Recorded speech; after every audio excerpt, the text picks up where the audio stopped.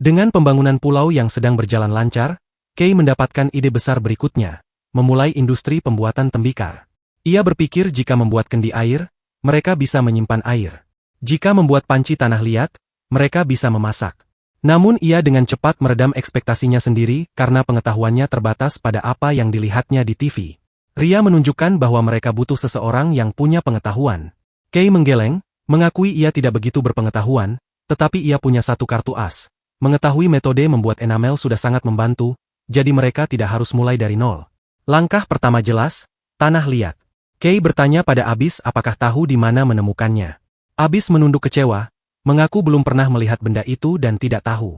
Kay menepuk kepalanya dengan lembut, meyakinkan tidak apa-apa jika tidak tahu karena tanah liat tidak terekspos di permukaan sembarangan. Ia mulai bertukar pikiran dengan suara keras, menyarankan mencari tempat yang seperti rawa. Sebelum ia selesai, Ria mengangkat tangan menyela. Secercah pengenalan menerangi matanya, mengatakan jika itu masalahnya, mungkin ia tahu tempatnya. Mengikuti petunjuk Ria, kelompok itu tiba di tepi sungai. Abis bertanya apakah sepertinya mereka akan menemukannya. Tepat saat itu, salah satu prajurit mungil muncul dari lumpur, benar-benar tertutup lumpur. Kay memeriksa lumpur di jarinya, mengatakan kekentalannya belum cukup pas. Saat para prajurit mengobrol tak jelas, Kay menepuk jidat dalam hati karena lupa membawa Ren yang biasanya menerjemahkan untuknya. Ia menggunakan isyarat tubuh mencoba menggambarkan materi yang mereka cari. Tanah liat itu seperti kotoran lengket berwarna abu. Salah satu prajurit tampaknya mengerti, memberi hormat dengan tangan berlumpur. Kay bertanya penuh harap apakah mereka mengerti. Abis melihat dengan skeptis. Kay hanya bisa mengangkat bahu, keringat mengalir di wajahnya, berharap setidaknya mereka mengerti kata-katanya. Setelah mencari di tepi sungai beberapa saat tanpa hasil, Kay melihat ke arah tebing. Jika sungai tidak bagus, mungkin mereka harus mencoba mencari di tebing karena ia pernah mendengar tanah liat bisa ditemukan terekspos di permukaan tebing. Tiba-tiba, dengan cipratan besar, seorang prajurit melompat keluar dari sungai, dengan penuh kemenangan memegang keranjang yang ditumpuk tinggi dengan zat abu-abu tebal. Sebelum Kay sempat memprosesnya, lebih banyak prajurit muncul dari air. Semuanya membawa keranjang berisi materi yang sama. Kay berteriak agar mereka menaruhnya di sana dulu. Mereka mengikuti perintahnya, menumpahkan gundukan besar tanah liat ke atas kain di tepi sungai. Kay berlutut dan meremas segenggam. Itu sempurna. Inilah tanah liat yang dicari tuannya, tanya Abis. Kay menyeringai dan membenarkan. Tanah itu lunak jadi mudah dibentuk, dan akan mengeras jika dibakar. Jadi, mereka akan membuat kendi air dengan ini. Abis menatapnya dengan kagum, memuji tuannya orang yang sangat berpengetahuan. Kay berkeringat, berpikir dalam hati bahwa semua pengetahuannya setengah matang dan menyesal tidak belajar lebih banyak. Ia menepis keraguan dirinya, menyuruh mengambil semua yang bisa dibawa karena ia akan membawa sebagian ke Tenohira. Kembali di desa, ia menunjukkan tanah liat itu pada Ria. Ria bertanya bagaimana kualitasnya. Kay menjawab kekenyalan dan kelengketannya bagus, lalu menjelaskan langkah selanjutnya untuk menghilangkan kotoran. Keringkan sekali, pukul-pukul, lalu saring dengan air. Kay sudah memikirkan semuanya. Ia menjelaskan rencananya kepada Enel dan yang lainnya untuk membuat tempat pembakaran di Tenohira, karena waktu berjalan lebih cepat di sana, dan tidak perlu khawatir soal kayu bakar. Ia menunjuk penduduk desa yang makan dengan alas daun, menekankan perlunya peralatan makan yang layak. Ria bertanya jenis tempat pembakaran apa yang akan dibuat. Kay mengingat film dokumenter di TV tentang tipe yang memiliki banyak ruang terhubung dalam satu baris di lereng dangkal, di mana kayu bakar dibakar di ruang paling bawah. Ia khawatir konsepnya terlalu asing, tetapi Ria segera mengerti dan mengajak membuatnya. Lebih baik lagi, seorang pria bernama Roger melangkah maju, mengatakan ia pernah membuat oven roti di rumah orang tuanya jadi bisa memberi saran. Kay sangat senang dan mengandalkan Roger serta meminta Enel mengajak penduduk desa membantu. Dengan pengalaman praktis Roger yang membimbing mereka, penduduk desa dengan antusias mulai membangun, dimulai dengan membuat batu bata tanah liat. Seluruh komunitas bergotong royong dan di bawah arahan Kay, struktur ruang pertama mulai naik dari tanah. Beberapa hari kemudian, tugas monumental itu selesai. Sebuah tempat pembakaran menanjak multi-ruang yang besar, sebuah noborigama, kini berdiri dengan bangga di lereng bukit. Kay menyeka keringat di dahinya dengan senyum puas. Meski belum ada atap, bagian utamanya sudah selesai. Ia tahu membangun tempat pembakaran baru setengah dari perjuangan. Yang penting adalah konsep dan pengetahuannya. Cukup tunjukkan contoh dan penduduk desa akan melakukan trial and error sendiri. Ia mendapat ide dan pergi. Kay menemukan Ren dan Kaede di lokasi pembangunan kastil, di mana mainan-mainan Kaede yang hidup sedang membantu para pekerja. Ren memanggil tuannya, menunjukkan para pembantu kecil itu. Kei mengamati boneka kelinci dan kucing yang bergerak dengan kecepatan mengejutkan. Ia terkesan, berkata bahwa mereka lebih gesit dari yang ia bayangkan. Ren dan Kaede tersenyum, mengajak Kei bermain bersama mereka. Kei menyeringai, rencana barunya mulai terbentuk. Ia mengajak Ren ikut dengannya ke desa Tenohira sebentar karena ada sesuatu yang ingin ia tanyakan. Mata Kaede berbinar, bertanya apakah ia boleh ikut juga. Kei dengan senang hati setuju, dan ketiganya menuju desa. Setibanya di sana, Kaede tertegun melihat desa kakaknya yang menjadi lebih besar. Kei menjelaskan bahwa populasinya juga meningkat dan mereka baru-baru ini membuat ladang gandum. Saat berjalan, Kaede melihat seorang ibu memegang tangan anaknya, dan gelombang kesedihan melandanya. Kei menyadari suasana hati Kaede yang pendiam dan bertanya ada apa. Kaede meremas boneka kelincinya, bertanya-tanya apakah papa dan mamanya baik-baik saja. Ia mulai mengenang kehidupan lamanya. Karena ayahnya bekerja di kastil, ia dan ibunya sering pergi ke kastil untuk menyambut ayahnya pulang. Melihat kesedihannya, Kei membuat janji tegas. Meski tidak bisa segera, ia pasti akan menemukan kampung halaman Kaede. Kaede menatapnya dengan mata berkaca-kaca penuh harapan, mengatakan ia mengandalkan kakaknya meski tahu itu sulit. Ia memeluk mainannya erat-erat, berpikir orang tuanya pasti menangis saat ia pergi. Kei tersenyum lembut, berkata bahwa orang tua Kaede pasti orang yang lembut. Momen mereka diinterupsi oleh Enel yang bertanya apakah mereka sudah selesai. Kei tersadar, meminta maaf dan menyuruh mengumpulkan penduduk desa karena ada yang ingin ia sampaikan. Seringai jahil mengembang di wajah Kei karena penyihir sungguhan akan membuat api ajaib sekarang, dan ia ingin melihat reaksi penduduk desa. Ren menatapnya benar-benar bingung. Namun, Enel segera memahami skema Kei. Senyum licik tersungging di bibirnya. Di depan tempat pembakaran baru, Kaede bertanya apakah mereka akan menyalakan tempat pembakaran tanpa apapun di dalamnya. Kei mengangguk, menjelaskan mereka akan melakukan pembakaran kering dulu untuk menghilangkan air di dalam tempat pembakaran, meski ia tidak tahu apakah itu akan bertahan atau tidak. Tepat saat itu, Enel tiba bersama penduduk desa. Ia meminta perhatian semua orang dan dengan dramatis menunjuk ke arah Ren yang sangat bingung, memperkenalkannya sebagai penyihir api neraka yang terkenal yang akan menyalakan tempat pembakaran dengan sihir. Penduduk desa bergumam skeptis, meragukan gadis bertelinga hewan itu adalah penyihir.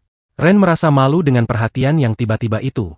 Kei hanya tertawa, menyemangati penyihir hebat api neraka yang super terkenal itu, sebelum bergumam bahwa si imut ini sebenarnya tidak punya nama. Ia memberi instruksi terakhir agar Ren menyalakannya, tetapi jangan menggunakan api yang kuat.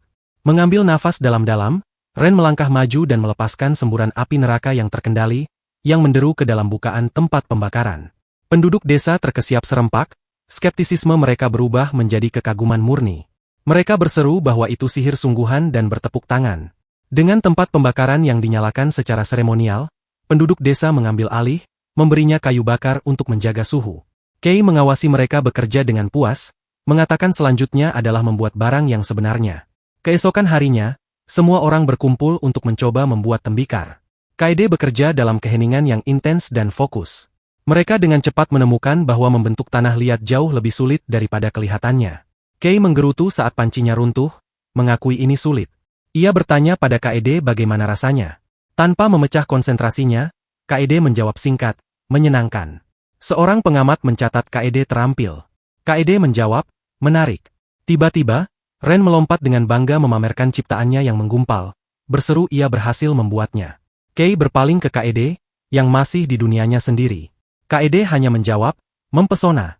Kei menatap sosok buatan Ren, bertanya apa itu. Ren membusungkan dada, mengatakan itu adalah prajurit. Kaede bertanya apakah ia bisa membuat boneka juga. Kei mengakui ia bisa, tetapi tidak tahu apakah mereka bisa membakarnya dengan benar jika ada udara di dalamnya, karena itu akan pecah. Kaede menatapnya datar, menyimpulkan bahwa Kei bisa membuatnya. Sementara itu, Abis terkesan oleh produktivitas orang lain.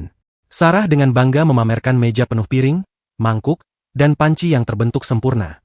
Ia mengatakan itu terutama peralatan masak, berharap bisa bertahan untuk penggunaan sebenarnya. Abis tersenyum, mengatakan Sarah tampak bahagia. Sarah berseri-seri, jelas telah menemukan gairah baru. Setelah hari yang produktif, banyak ciptaan mereka dibiarkan mengering di Tenohira. Setelah kering, mereka mulai memuat semuanya dengan hati-hati ke dalam tempat pembakaran. Bahkan prajurit kecil ikut membantu membawa potongan-potongan ke dalam ruang pembakaran. Akhirnya, dengan semua tembikar tertumpuk rapi di dalam, Kei dan Kaede menyegel pintu masuk dengan beberapa batu bata terakhir. Pembakaran dimulai dengan sungguh-sungguh, Penduduk desa bekerja secara bergilir untuk menjaga api tetap menyala. 10 jam berlalu di Tenohira. Kei bertanya dengan cemas bagaimana keadaannya. Enel menjawab sudah tepat 10 jam. Bertanya apakah mereka harus mengecilkan apinya, meskipun masih butuh waktu lama sebelum mengeluarkannya. Ketidaksabaran Kei menguasainya, bertanya apakah mereka tidak bisa melihatnya segera. Enel menggeleng, menjelaskan bahwa tembikar akan pecah jika didinginkan secara tiba-tiba.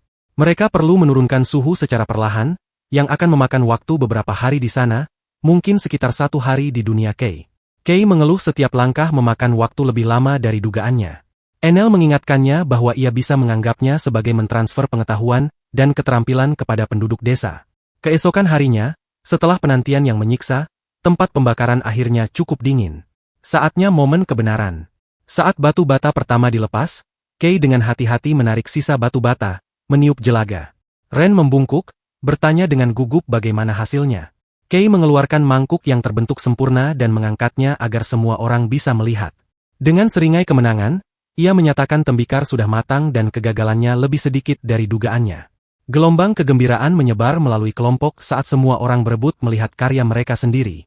Enel menepuk bahu Kei, memberi selamat karena desa telah menjadi tanah asal tembikar. Ren dengan bangga mengangkat prajurit buatannya yang berhasil dipanggang, sementara Kei tersenyum lelah. Ia tahu perjalanan mereka masih jauh dari selesai. Ini baru pembakaran biskuit.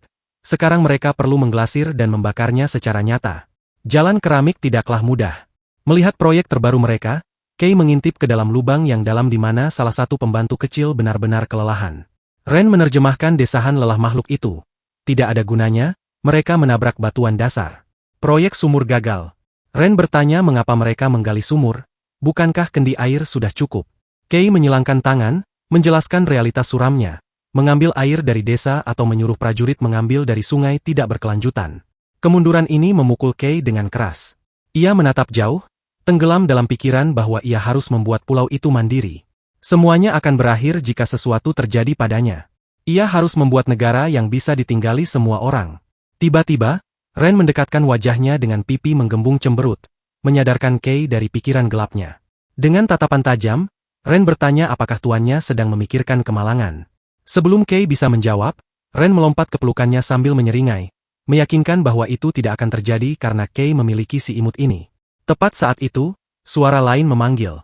Kaede berlari dengan penuh semangat, menarik tangan Kei dan mengajaknya ke gudang penyimpanan tanah liat karena ada sesuatu yang tidak bisa ia bawa. Kaede menarik tirai, mengungkapkan proyeknya. Rahang Kei jatuh melihat golem tanah liat bertanduk yang sangat besar.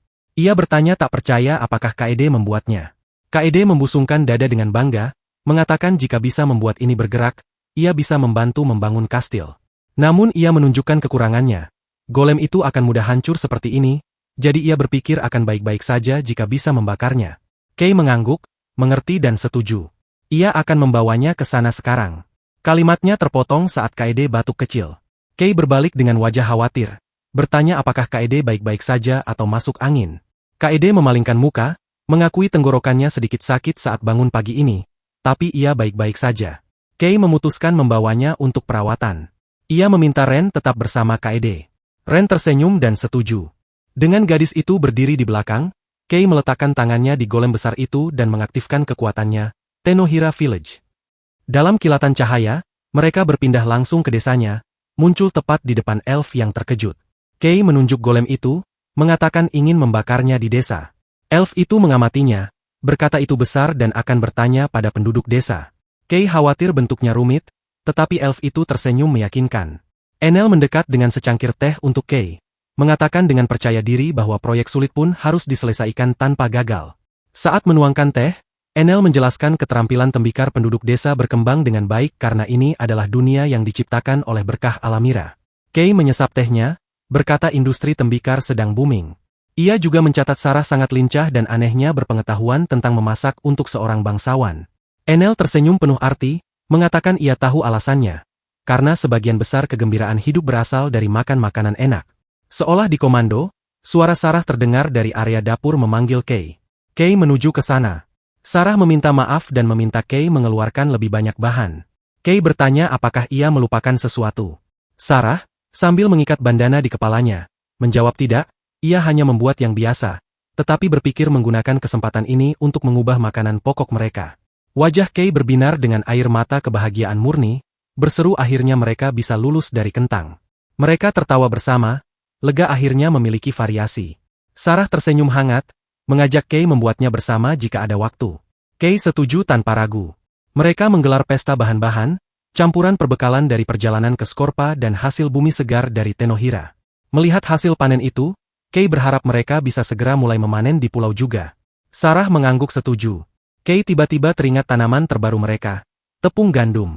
Namun saat Sarah membuka karung itu, ia membeku. Ia bergumam bertanya apakah ini tepung gandum, menjelaskan bahwa itu terlalu halus dan putih bersih, padahal seharusnya lebih kasar dan memiliki bintik-bintik coklat. Kay benar-benar bingung, bertanya bukankah tepung gandum seharusnya putih bersih. Sarah bertanya bagaimana ia membuatnya, tetapi proses Kay benar-benar normal. Menyadari ini di luar pemahamannya, ia berlari mencari ahli. Enel sudah punya teori, itu mungkin ditimpa oleh persepsi Kay yang tidak ortodoks. Enel menjelaskan kebenaran yang membingungkan, karena Kay dari dunia lamanya sangat percaya bahwa tepung itu putih, realitas di desanya secara fantasi membengkok mengikuti kehendaknya. Kay bertanya dengan ngeri apakah semuanya diubah oleh persepsinya. Enel mengonfirmasi menggunakan contoh bagaimana ayam yang dibawa Kay sekarang bertelur yang aman dimakan mentah hanya karena Kay percaya begitu. Beratnya pengungkapan ini menghantamnya. Pengetahuannya yang setengah matang bukan sekadar pengetahuan, melainkan kekuatan pembengkok realitas. Ia tidak tahu harus merasa bagaimana, baik atau buruk. Kay berjalan kembali ke Sarah dengan semangat terkuras. Ia menyajikan tepung itu lagi dengan tampang kalah. Sarah mengatakan tidak salah lagi ini tepung gandum, hanya kagum dengan kualitasnya. Ia mengagumi teksturnya, menyebutnya produk berkualitas sangat tinggi. Kay hanya bisa menggumamkan kebenaran di bawah nafasnya bahwa itu adalah produk dari persepsinya yang tidak ortodoks. Mereka memutuskan untuk melanjutkan saja. Sarah menyarankan membuat roti.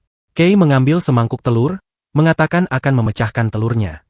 Sarah meliriknya, bertanya dengan polos apakah di tempat tinggal Kay telur dimasukkan ke dalam adonan roti. Kay panik, menyadari resep modernnya tidak universal.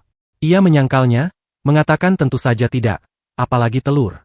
Ia memegang kepalanya kesal, merasa akal sehatnya hanyut. Kemudian masalah yang jauh lebih besar menghantamnya. Yang lebih penting, mereka tidak punya agen pengembang roti, jadi adonannya tidak akan mengembang. Sarah bahkan belum pernah mendengar tentang itu, dan Kay menyadari kemungkinan besar yang dimaksud adalah ragi. Tak satu pun dari mereka tahu cara membuatnya dari awal. Satu-satunya harapan mereka adalah seorang putra tukang roti di antara pengawal kerajaan, tetapi ia sedang sibuk dengan kerja berat. Sarah mengangkat bahu, mengusulkan bagaimana kalau mereka membuat roti pipih saja hari ini. Namun Kay belum siap menyerah. Ia meminta Sarah menunggu sebentar untuk memeriksa apakah ada ragi di Tenohira. Ia berlari kembali ke Enel, yang menyambutnya dengan wajah datar, berkata bahwa Kay sering datang hari ini. Terengah-engah, Kay bertanya apakah mereka punya agen pengembang roti. Enel menggeleng dengan nada meminta maaf, mengatakan mereka tidak membuat roti di sana. Kay bertanya apa yang dilakukan penduduk desa dengan gandum. Sebagai jawaban, Enel hanya menunjukkan semangkuk mie yang baru dibuat. Keputusasaan Kay seketika lenyap, digantikan oleh kegembiraan murni dan tak terbendung. Ia menyatakan bahwa ia lebih suka mie daripada roti, mengaku sebagai pencinta mie yang penuh gairah di hati. Ia bergegas kembali ke Sarah dengan tangan terentang, mengatakan tidak ada agen pengembang, jadi mari buat mie saja. Sarah bingung dengan perubahan sikapnya yang tiba-tiba. Kay dengan malu-malu mengakui bahwa ia menyerah pada keinginan egoisnya. Sarah berpikir sejenak, senyum kecil bermain di bibirnya saat menyebut kata, mie. Matanya melembut karena nostalgia, teringat mereka memakannya di jalanan Skorpa dan rasanya lezat. Melihat kegembiraan Kay, Sarah menawarkan diri untuk membuatnya jika Kay menyukainya. Harapan Kay menyala kembali. Sarah berkata dengan lembut bahwa jika itu makanan yang pernah mereka makan bersama, maka mereka seharusnya bisa membuatnya bersama. Kenangan bersama itu menghubungkan mereka, dan keduanya tersenyum. Kay bersemangat, membenarkan perkataan Sarah. Sarah mengikat celemeknya, mengajak membuat adonan mie meski akan menjadi kerja keras. Keduanya mulai bekerja, menguleni adonan dengan sekuat tenaga. Sebenarnya hanya Sarah yang bekerja keras. Kay kelelahan hampir seketika, sementara Sarah dan bahkan pembantu kecil menguleni dengan mudah. Saat adonan didiamkan, Kay bertanya apa selanjutnya. Sarah memegang satu siung bawang putih, mengajak membuat saus sementara menunggu, berharap bisa selesai tepat waktu untuk makan malam. Mereka masuk ke ritme yang nyaman, bekerja sama menyiapkan makanan. Dalam momen tenang itu, Kay menanyakan pertanyaan yang selama ini ada di pikirannya. Bagaimana kehidupan Sarah sekarang dan apakah ada yang kurang? Sarah menoleh padanya dengan senyum lembut penuh pengertian. Ia bertanya apakah Kay tidak bisa mengerti hanya dengan melihat. Ia memejamkan mata dengan ekspresi kepuasan murni di wajahnya. Meskipun tidak bisa menggunakan sihir, ia punya tempat untuk disebut miliknya sendiri. Ia tidak lagi terancam oleh negara tetangga dan bisa memasak seperti ini. Mungkin kehidupan seperti inilah yang selalu ia inginkan. Ia mencicipi sausnya, menambahkan dengan sedikit rona merah bahwa terlebih lagi, ia juga bisa memasak bersama Kay-kun seperti ini. Kay menjadi gugup dan dengan cepat memalingkan muka. Malam tiba dan hasil kerja keras mereka siap. Kay membawakan semangkuk untuk Kaede, yang sedang beristirahat karena flu. Ia meletakkan mangkuk yang mengepul di sampingnya, mengatakan ini akan menghangatkannya dan mungkin tepat untuk mengobati flu. Dengan bangga, ia mempersembahkan kreasi mereka, Kamatama Udon Gaya Skorpa. Kaede menyuap dan matanya membelalak senang. Makanan itu sukses besar bagi semua orang. Akhir yang hangat dan lezat untuk hari yang panjang. Saat Kay membereskan piring, Abis mendekatinya, bertanya ada apa karena melihat ekspresinya yang penuh pemikiran. Kay hanya tersenyum dan berkata tidak ada apa-apa. Ia melihat semua orang makan dan tertawa, berpikir mungkin Enel benar bahwa makanan benar-benar kegembiraan hidup. Dengan desahan bahagia, ia akhirnya menyantap mangkuknya sendiri. Malamnya, saat Sarah sedang membersihkan dapur, Abis muncul di sisinya. Sarah bertanya apakah Abis butuh sesuatu. Dengan tatapan penuh tekad, Abis meminta Sarah mengajarinya cara memasak. Sarah terkejut dan bertanya alasannya. Abis menunduk menatap tangannya, suaranya kecil, mengaku akhir-akhir ini ia merasa tidak terlalu berguna bagi tuannya. Sarah mencoba menghiburnya, tetapi tekad Abis tak tergoyahkan. Ia juga ingin membiarkan tuannya makan sampai kenyang dan bahagia. Melihat keinginan tulusnya, ekspresi Sarah berubah dari terkejut menjadi seringai licik. Ia bertanya apakah pernah memberitahu Abis betapa kerasnya ia kalau soal memasak. Wajah Abis berbinar dengan harapan, mengatakan ia mengandalkan Sarah. Sarah menunjuk ke depan, menyatakan dimulainya misi baru. Latihan membuat telur dadar polos sebagai kursus kilat. Kay memeriksa boneka tanah liat yang baru dipanggang. Berkata boneka itu sangat kering, keras, dan tampak kuat. Kaede melangkah maju, bersiap memulai. Ia meletakkan tangan di atas boneka itu, memejamkan mata, dan merapal, eksistensi fana. Cahaya kuat meledak dari mata boneka itu. Sosok tanah liat itu mulai bergerak, persendiannya sangat cair. Kay menonton dengan terkesan. Meskipun dari tembikar, gerakannya sangat halus. Golem yang baru dihidupkan itu kemudian berbalik ke arah mereka dan membungkuk sopan. Baik Kay maupun Kaede terkejut dengan sopan santunnya. Kay memuji golem buatan Kaede yang sopan. Kaede, sedikit bingung, bertanya tentang lampu emas. Kay tersenyum dan menjelaskan bahwa di dunianya ada cerita tentang boneka tanah yang dihidupkan seperti ini, yang disebut orang-orang sebagai golem. Mata Kaede membelalak mengerti. Dengan gembira, Kaede menamai ciptaannya Golchen. Kay menyarankan tes performa, dan Kaede setuju dengan antusias. Atas perintahnya, Golchen melesat dengan kecepatan luar biasa. Golem itu bergemuruh melintasi pemukiman mereka, menendang debu saat bergerak dengan kecepatan yang mengejutkan. Dari kejauhan, Sarah dan Abis hanya bisa menatap tak percaya. Kaede melindungi matanya, berseru kagum betapa cepatnya golem itu. Kay sama takjubnya, berkata golem itu tampak seperti sesuatu yang akan pecah karena benturan, tetapi ternyata sangat tangguh. Golchen berhenti mendadak tepat di garis finish. Kaede bersorak gembira. Kay kemudian menyeringai untuk tes berikutnya, mengangkat beban berat. Kaede menunjuk batu besar di dekatnya. Kay melihat tak percaya. Kaede memerintahkan Golchen mengangkatnya. Kay mengoreksi bahwa itu bukan batu biasa, melainkan bongkahan batu besar, boulder, bergumam pada dirinya sendiri bahwa pusat gravitasinya akan membuatnya mustahil diangkat. Namun, ia sangat terkejut saat Golchen mengangkat bongkahan batu besar itu dengan mudah. Kay berteriak dalam hati. Kaede bersorak kagum betapa kuatnya Golchen. Saat mengamatinya, Kay tiba-tiba menyadari sesuatu. Kaede adalah orang yang diberkati oleh Alamira, sama seperti dirinya. Ia berpikir berkat Alamira gila.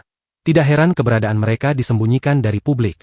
Ia menyimpulkan, sama seperti kepeloporannya yang didasarkan pada akal sehatnya, kemampuan golem mungkin ditentukan oleh logika Kaede. Karena Kaede percaya golem itu bisa, maka golem itu bisa. Kay menepuk tangan, senang karena mereka bisa mengandalkan kekuatan benda ini. Kaede, yang menunggangi bahu Golchen, tersenyum cerah, senang bisa berguna. Ia kemudian menyatakan akan membuat 2 lagi. Begitulah 4 bulan berlalu dengan cepat. Pulau itu berkembang di bawah upaya gabungan mereka. Golem Kaede menjadi kru konstruksi yang tak ternilai, membantu membangun rumah baru mereka balok demi balok. Di dapur, Sarah dengan sabar mengajari Abis yang fokus belajar seni memasak. Semua orang membantu merawat ladang, mengolah tanah untuk panen yang melimpah. Peradaban mereka tumbuh, sebuah tanda baru dibuat di pulau itu. Pulau yang dulunya gersang kini menjadi wisma yang berkembang. Saat Kay berjalan pulang dari memancing, seorang petani menyapanya dengan hangat, memberitahu bahwa gandum yang mereka tanam telah bertunas dan mengajak membuat roti saat gandum itu matang. Kay tersenyum, mengatakan ia menantikannya. Saat ia berjalan, sebuah suara memanggilnya, mengingatkan bahwa sudah 4 bulan sejak Sarah dan yang lainnya tiba, dan hari ini adalah hari istimewa. Kay teringat ada pesta hari ini dan persiapan sedang dilakukan. Di dekatnya, Kaede melihatnya dan memanggil, mengatakan ia baru saja akan menjemput kakaknya. Kay berkata dengan hangat bahwa akhirnya kastil mereka selesai. Ia memandang rumah batu benteng besar mereka, bukti kerja keras mereka. Sarah melihatnya dari kerumunan, menggoda Kay yang datang terlambat padahal ia bintang utamanya. Kay mengangkat hasil tangkapannya, meminta maaf karena menangkap cukup banyak hari ini. Sarah mengambil keranjang itu, mengatakan akan segera menyiapkannya di dapur. Ren dengan penasaran bertanya apakah Kay sering memancing di laut. Kay menjawab sesekali. Tepat saat itu, Abis berjalan menghampirinya, menarik lengan bajunya. Kay bertanya dengan lembut ada apa. Abis gelisah gugup, wajahnya memerah saat berjuang menemukan kata-kata. Akhirnya, ia menyajikan sepiring makanan untuk Kay, mengatakan dengan bangga bahwa ia membuatnya setelah diajari, dan menyuruh Kay memakannya. Kay menyuap sementara Abis menonton dengan hati penuh harap dan cemas. Mata Kay berbinar, memuji masakan rumahan Abis dan mengatakan ia akan memakannya. Dengan malu-malu, Abis bertanya bagaimana rasanya. Wajah Kay menunjukkan kebahagiaan murni, tidak percaya ini pertama kalinya Abis memasak karena rasanya sangat lezat. Mendengar pujiannya, seluruh wajah Abis berbinar dengan kegembiraan murni. Saat Kay menikmati makanan, Yuri berjalan di sampingnya, berkata kastil kerajaan mereka akhirnya selesai. Kay melihat rumah mereka yang besar namun sederhana, merasa menyebutnya kastil kerajaan agak berlebihan. Namun Yuri menjawab tegas bahwa penting untuk menganggap tempat ini sebagai kastil. Ia menatap Kay dengan ekspresi serius. Ada kastil dan ini adalah negaranya. Dengan berpikir begitu, semua orang akan melakukan yang terbaik. Yuri berkata sebaiknya pesta segera dimulai sambil menarik kursi, mempersilakan Kay sama menempati kursi terbaik di rumah karena ia adalah raja mereka. Saat Abis menyajikannya minuman, Kay duduk, meresapi beratnya kata-kata Yuri. Raja, ya? Daun-daun di pohon mulai berguguran, musim dingin yang keras akan segera tiba. Melihat semua orang yang bergantung padanya, Kay bersumpah akan bekerja lebih keras mulai sekarang sebagai raja mereka. Atau begitulah pikirnya. Malam itu, ia masuk ke kamar tidurnya dan menemukan Yuri serta Abis menunggunya di tempat tidur. Abis menyatakan dengan tekad bahwa ia akan tidur dengan tuannya. Yuri segera keberatan, mengatakan tidak peduli apa kata Abis, mereka harus menetapkan urutan. Bahkan Sarah ada di sana memeluk bantal, berkata dengan lemah lembut bahwa ia baik-baik saja menjadi yang terakhir dalam antrean. Kay yang bingung hanya bisa berpikir apa yang terjadi di sini. Yuri menarik Kay ke dalam pelukan kelompok bersama Abis, menyatakan tugasnya adalah menjaga tuannya tetap hangat.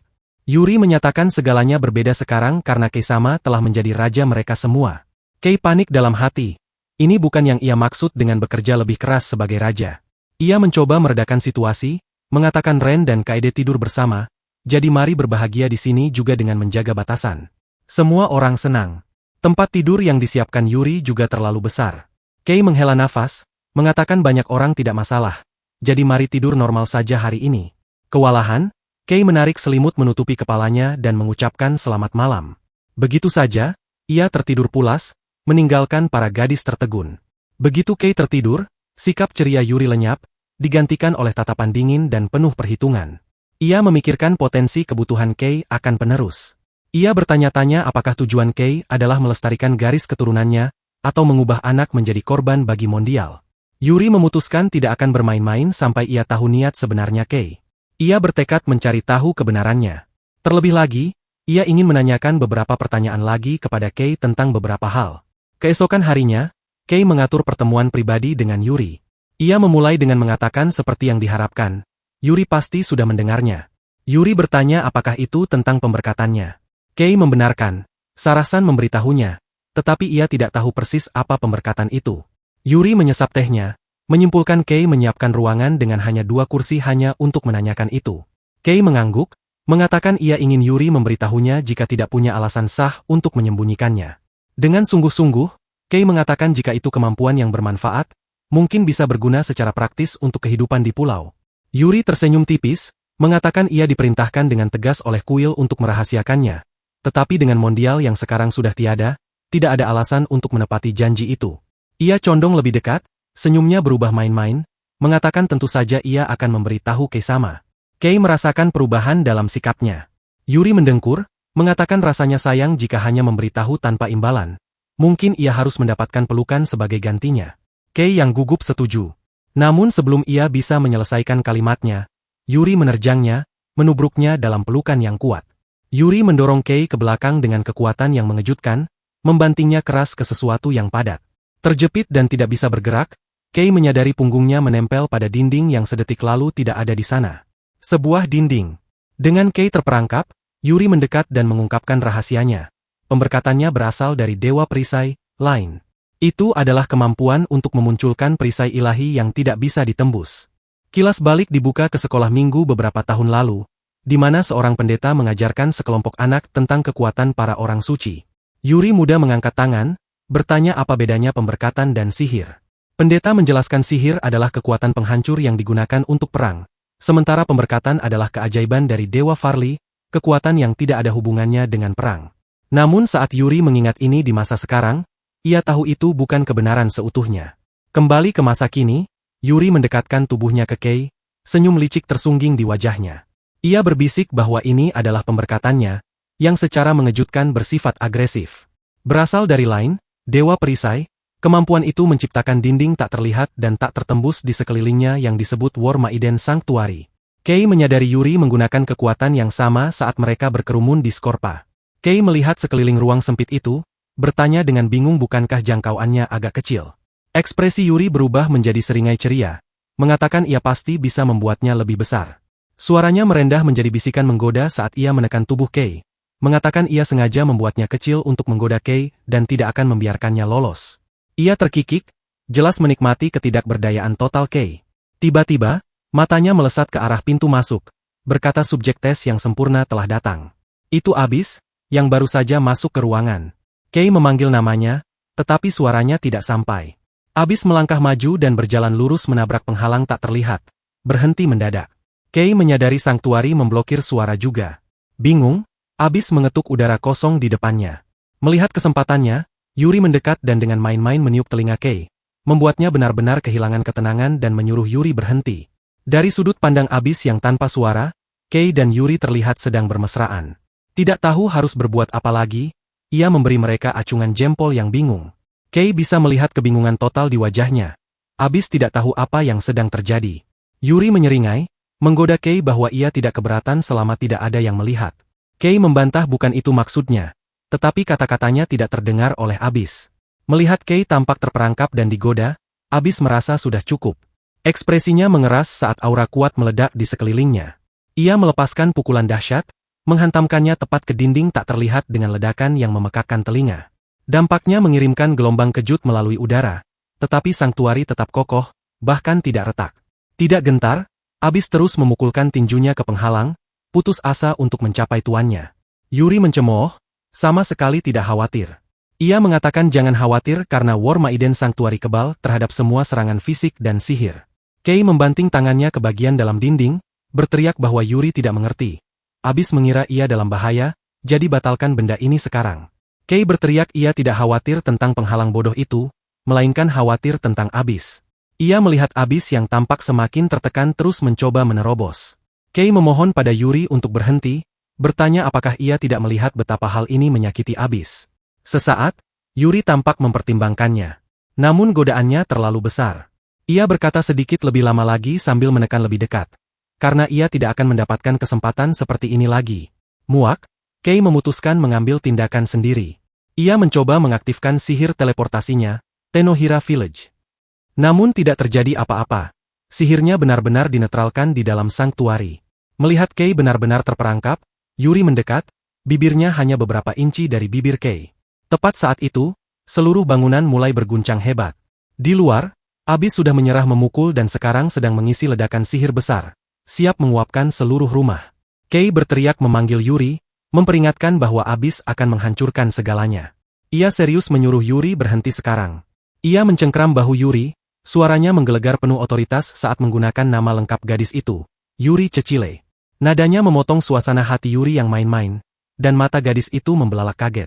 Yuri menghela nafas, rona merah merayap di wajahnya, mengatakan sepertinya ia tidak punya pilihan. Dengan suara desing lembut, War Maiden Sanctuary larut menjadi ketiadaan. Seketika dinding itu runtuh, Abyss menerjang maju, berteriak memanggil tuannya.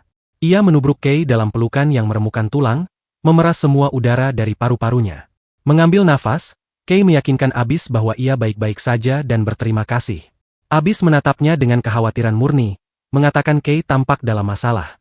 Yuri menonton dari samping, mendecakkan lidah. Ia menceramahi Abyss terlalu protektif, memperingatkan jika terus bertindak seperti itu, Kay akan bosan padanya. Kay membentak Yuri dengan kesal. Tepat saat itu, Sarah menimpali dari pintu masuk, mengatakan Kay juga harus disalahkan di sini. Yuri meluncurkan ceramah bahwa penyihir adalah kekuatan tempur negara, aset yang harus bertarung di garis depan. Sarah melanjutkan, menatap Kay, mengatakan ia mengerti Kay memiliki perasaan khusus untuk Abyss. Namun sebagai tuannya dan seorang raja, Kay tidak boleh membiarkan perasaan pribadi mengaburkan penilaiannya dan harus memperlakukan Abyss sebagai aset tempur. Kay dengan lembut memegang tangan Abyss, menyangkal dan mengatakan Abyss tidak seperti itu. Sarah mendesak bertanya lalu siapa Abyss baginya.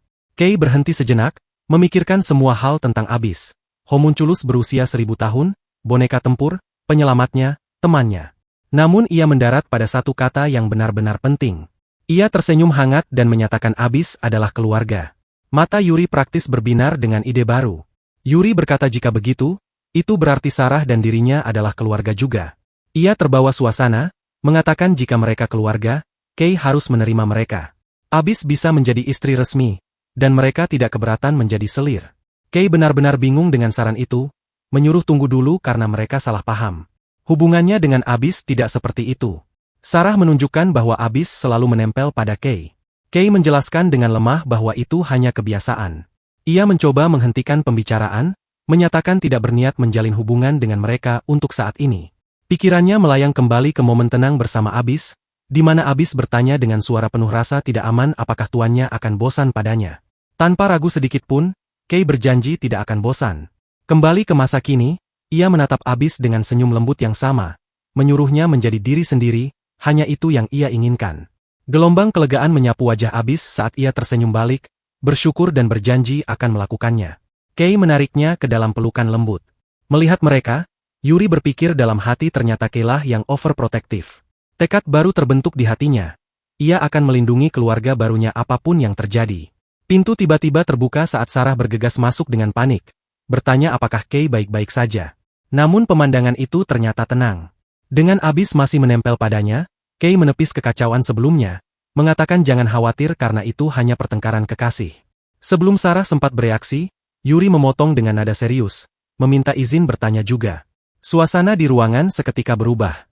Tatapan Yuri intens saat menanyakan satu pertanyaan yang ada di pikirannya tentang pemberkatan Kay. Yuri mulai membeberkan fakta dengan ekspresi serius. Ia belum pernah mendengar kekuatan yang menciptakan desa yang hanya bisa dimasuki oleh penggunanya sendiri. Lebih jauh lagi, ia mendaftar prestasi mustahil Kay, bisa memproduksi makanan dan air tanpa batas, bahkan bahan untuk membangun kastil, serta memindahkan mereka seketika dari Skorpa. Yuri menatap Kay, pikirannya berpacu. Kekuatan ini tidak bisa digambarkan hanya dengan kata, luar biasa. Ia tahu agama Farley punya banyak rahasia, tapi ini lain. Yuri terdiam, melihat keraguan di wajah Kay. Kay terdiam, menimbang pilihannya. Ini bukan rahasia sederhana untuk dibagikan. Yuri menghela nafas, berasumsi yang terburuk bahwa itu rahasia yang tak bisa diceritakan. Namun Kay membuat keputusan. Ini kesempatan bagus. Ia menatap teman-teman barunya dengan tekad. Karena mereka tinggal di sini sekarang, ia tidak bisa diam tentang pulau ini. Namun ia memberikan satu peringatan terakhir yang mengerikan. Tolong ingat bahwa mereka tidak bisa melupakan apa yang sudah didengar, ini. Jika kuil tahu mereka tahu, dalam kasus terburuk, mereka mungkin akan dihabisi. Udara menjadi berat dengan ketegangan saat kebenaran akan terungkap. Kay menarik nafas dalam-dalam dan akhirnya menyebut nama itu. Dewa tempat ia menerima pemberkatan adalah Alamira. Nama itu asing bagi Yuri dan Sarah, tetapi mereka mendengarkan dengan saksama, merasakan pentingnya. Mereka berdua menegang, bersiap untuk pengungkapan yang akan datang. Kei menjelaskan rahasia gelap gereja. Ia tidak tahu dewa macam apa Alamira aslinya. Yang ia tahu adalah kuil menetapkan mereka sebagai dewa jahat. Bahkan di dalam kuil, hanya sebagian pendeta yang tahu tentang mereka. Ia menyampaikan potongan terakhir yang mengerikan dari teka-teki itu. Anak-anak yang menerima pemberkatan Alamira diasingkan ke pulau ini. Itulah ceritanya. Bom itu meledak. Yuri dan Sarah sangat terkejut. Dewa jahat, pulau ini. Yuri bertanya dengan realitas suram yang menyadarinya. Apakah itu berarti Kei juga? Kei membenarkan, ia ditangkap tepat di tengah upacara dan dibuang ke pulau ini. Ia memandang keluar jendela ke arah lanskap yang kini damai. Awalnya, pulau ini dipenuhi monster. Jadi, ia dan Kaede seharusnya mati seketika seperti anak-anak lain yang dibuang sebelum dia. Sarah bertanya dengan ngeri tentang Kaede Chen. Yuri menambahkan, ngomong-ngomong, kekuatan anak itu juga menarik, seperti membuat boneka bergerak. Kei memotong dengan tajam, ekspresinya intens, mengatakan itu bukan sesuatu di level itu. Ia mengungkapkan sifat sebenarnya dari kemampuan Kaede. Itu luar biasa, dia secara fantasi bisa memberi kehidupan pada boneka dan golem. Kei mulai mengurai konspirasi itu, mencatat sesuatu yang aneh. Dewa utama Farley dan 13 dewa bawahannya, atau begitulah kepercayaannya. Berpikir ada dewa jahat di antara mereka, Kei meminta mereka mendengarkannya. Ia menjelaskan doktrin agama resmi, yang dipublikasikan kuil adalah 10 dewa. Dalam buku ayahnya yang seorang pendeta, ada nama 7 dewa lainnya. Namun 3 nama terakhir sengaja disembunyikan, mereka bahkan tidak ada di buku ayahnya. Kei membeberkan teorinya. Entah Alamira adalah salah satu dari 3 terakhir atau sama sekali tidak berhubungan dan hanya ditetapkan sebagai dewa jahat, ia tidak tahu. Yuri menyilangkan tangan mempertimbangkannya, menduga mungkin yang terakhir. Pikiran tajam Yuri menganalisis situasi. Mereka bahkan bertindak sejauh menyembunyikan keberadaan dewa jahat dengan mengasingkan anak-anak. Jadi, mungkin itu bukan salah satu dari 13 dewa dalam cerita. Ia menyesap minumannya, merenungkan rahasia gelap agama Farley. Ada beberapa kuil di Mondial, dan mereka mengakar dalam kehidupan sehari-hari orang-orang. Tak terpikirkan mereka melakukan hal seperti itu. Potongan-potongan itu menyatu bagi Yuri. Mereka sengaja hanya mengadakan upacara pemberkatan di kota-kota besar, agar bisa menemukan dan mengasingkan setiap anak yang memiliki pemberkatan Alamira. Kei mengangguk suram, membenarkan jika ingin menangkap mereka semua dalam satu gerakan, maka mengumpulkan mereka adalah cara tercepat. Kei mengungkapkan siapa yang melaksanakan pekerjaan kotor kuil. Yang membuat penghakiman mungkin adalah pendeta berjubah hitam yang disebut Inkuisitor. Yuri tersentak dengan ingatan tiba-tiba. Ia ingat pasti ada seseorang seperti itu selama upacara. Implikasi mengerikan menggantung di udara. Sarah bertanya jika mereka menemukan anak lain dengan pemberkatan Alamira, apakah mereka akan datang ke pulau ini? Abis dengan tenang membenarkan ketakutan mereka. Tidak setiap tahun, tetapi selama musim semi, kapal besar akan datang untuk membuang anak-anak. Air mata mengalir di wajah Kei, tetapi suaranya dipenuhi tekad yang tak tergoyahkan. Selama ia masih hidup, ia ingin hidup. Dan ia ingin membiarkan anak-anak yang dibuang di sini hidup. Matanya membara dengan tujuan, itulah alasan pertama ia ingin mendirikan negara di sini. Pernyataan kuat Kei membuat semua orang terdiam. Sarah menyuarakan ketakutan di benak semua orang. Jika kuil tahu orang-orang dengan pemberkatan Alamira masih hidup, mereka tidak tahu apa yang akan kuil lakukan. Ia bertanya dengan penuh harap, mungkin kuil tidak akan melakukan apa-apa jika mereka hanya tinggal di pulau. Namun Yuri lebih tahu. Ia menyatakan kebenaran yang dingin dan keras. Jika kuil menjadi musuh mereka, mereka akan menjadi musuh yang kuat. Kepalan tangannya mengeras karena tekad. Ia mendongak, matanya tajam sekeras baja, menyatakan mereka harus membuat negara mereka menjadi negara yang kuat. Beratnya realitas baru mereka menetap pada Kei, dan ia setuju. Malam itu, Kei akhirnya kembali ke kamarnya dan ambruk di tempat tidur. Kelelahan. Ia menggumamkan kata, negara yang kuat, pada dirinya sendiri. Ingatan kehidupan masa lalunya melintas di depan matanya. Lemah dan tak berdaya di ranjang rumah sakit. Ia berpikir jika lemah, seseorang bahkan tidak bisa menegaskan haknya untuk hidup. Tekadnya mengeras, ia tidak akan menyesal kali ini. Pikirannya terganggu dengan keras saat Abis dan Ren menerkamnya. Linglung di lantai, Kei tergagap bertanya mengapa. Abis hanya menyatakan bahwa Yuri melakukannya. Ia membusungkan dada dengan api kompetitif di matanya, mengatakan karena Kei tidak terganggu oleh itu, ia ingin melakukannya juga. Kei benar-benar bingung dengan rasa persaingan itu. Ia dengan panik mencoba menangkis Yuri, berkata bahwa ia merasa terganggu dengan hal tersebut. Setelah pergulatan singkat, Kei terengah-engah dan kalah di tempat tidurnya. Abis membungkuk di atasnya, ekspresinya tiba-tiba berubah serius. Ia berjanji akan melindungi tuannya dari monster, dari orang-orang di kapal, dan bahkan dari Yuri. Kei tidak bisa menahan tawa pelan, berterima kasih pada Abyss dan mengatakan itu melegakan. Kemudian, Kei merenungkan sifat rumit Yuri. Memang benar ia tidak tahu apa yang dipikirkan Yuri, tetapi wanita itu telah menyatukan semua orang untuknya dan juga memikirkan masa depan demi dirinya. Ia tersenyum lembut pada Abyss, meminta agar gadis itu tidak membenci Yuri. Abyss mengangguk mengerti. Pikiran Kei kembali melayang ke realitas suram mereka. Terlebih lagi, seperti yang dikatakan Yuri, jika kuil menjadi musuh mereka, maka mereka harus membuat negara mereka menjadi negara yang kuat. Jalan ke depan menjadi jelas di benaknya. Kekuatan militer. Dengan tujuan baru, Kei menghilang dalam kilatan cahaya. Ia muncul kembali di desanya, desa Tenohira, dan segera memanggil administratornya, Enel. Ia langsung ke pokok permasalahan, bertanya apakah Enel memiliki sesuatu yang cocok untuk dijadikan senjata bagi para prajurit. Enel mendongak dari mangkuk mienya, bertanya senjata untuk melawan apa, monster atau manusia. Kei mengklarifikasi musuhnya adalah manusia. Ia menjelaskan tergantung pada senjata lawan, tetapi para prajurit mereka akan kesulitan melawan pemanah, dan mereka masih belum memiliki besi. Enel dengan santai menjatuhkan berita mengejutkan bahwa pedagang keliling telah datang. Mata Kei membelalak mendengar tentang pedagang keliling. Enel menjelaskan bagaimana desa mulai mengembangkan ekonominya sendiri berkat Kei yang membawa alat-alat besi. Pisau dan alat pertanian kini beredar di antara penduduk desa. Kei tertegun mengetahui mereka membuat pandai besi dan itu terjadi secara alami. Enel berkata sambil menyeruput mienya bahwa penduduk desa mungkin bertukar berbagai hal dengan pedagang keliling. Kei terpesona oleh pertumbuhan organik ini. Namun Enel menambahkan dengan nada meminta maaf bahwa karena barang-barang itu bukan ciptaan desa yang berasal dari sistem, ia tidak bisa memberikannya kepada Kei. Kei sedikit kecewa mendengarnya. Namun Enel dengan cepat menarik perhatiannya ke opsi baru di menu desa, sintesis benih. Ide muncul di benak Kei, mungkin variasi prajurit akan meningkat. Ia mengambil 2 benih merah dan mengaktifkan skill sintesis benih. Benih-benih itu mulai bersinar terang di tangannya. Cahaya memudar, memperlihatkan 1 benih baru berwarna ungu. Kei mengamatinya sementara Enel mengangguk senang. Kei bertanya-tanya dengan lantang apa yang akan lahir dari benih ungu ini. Enel hanya mengangkat bahu main-main, yakin itu sesuatu yang berguna. Beberapa hari berlalu. Kei kembali ke Enel, dengan gembira memegang makhluk mungil baru. Ternyata benih ungu itu adalah prajurit juga.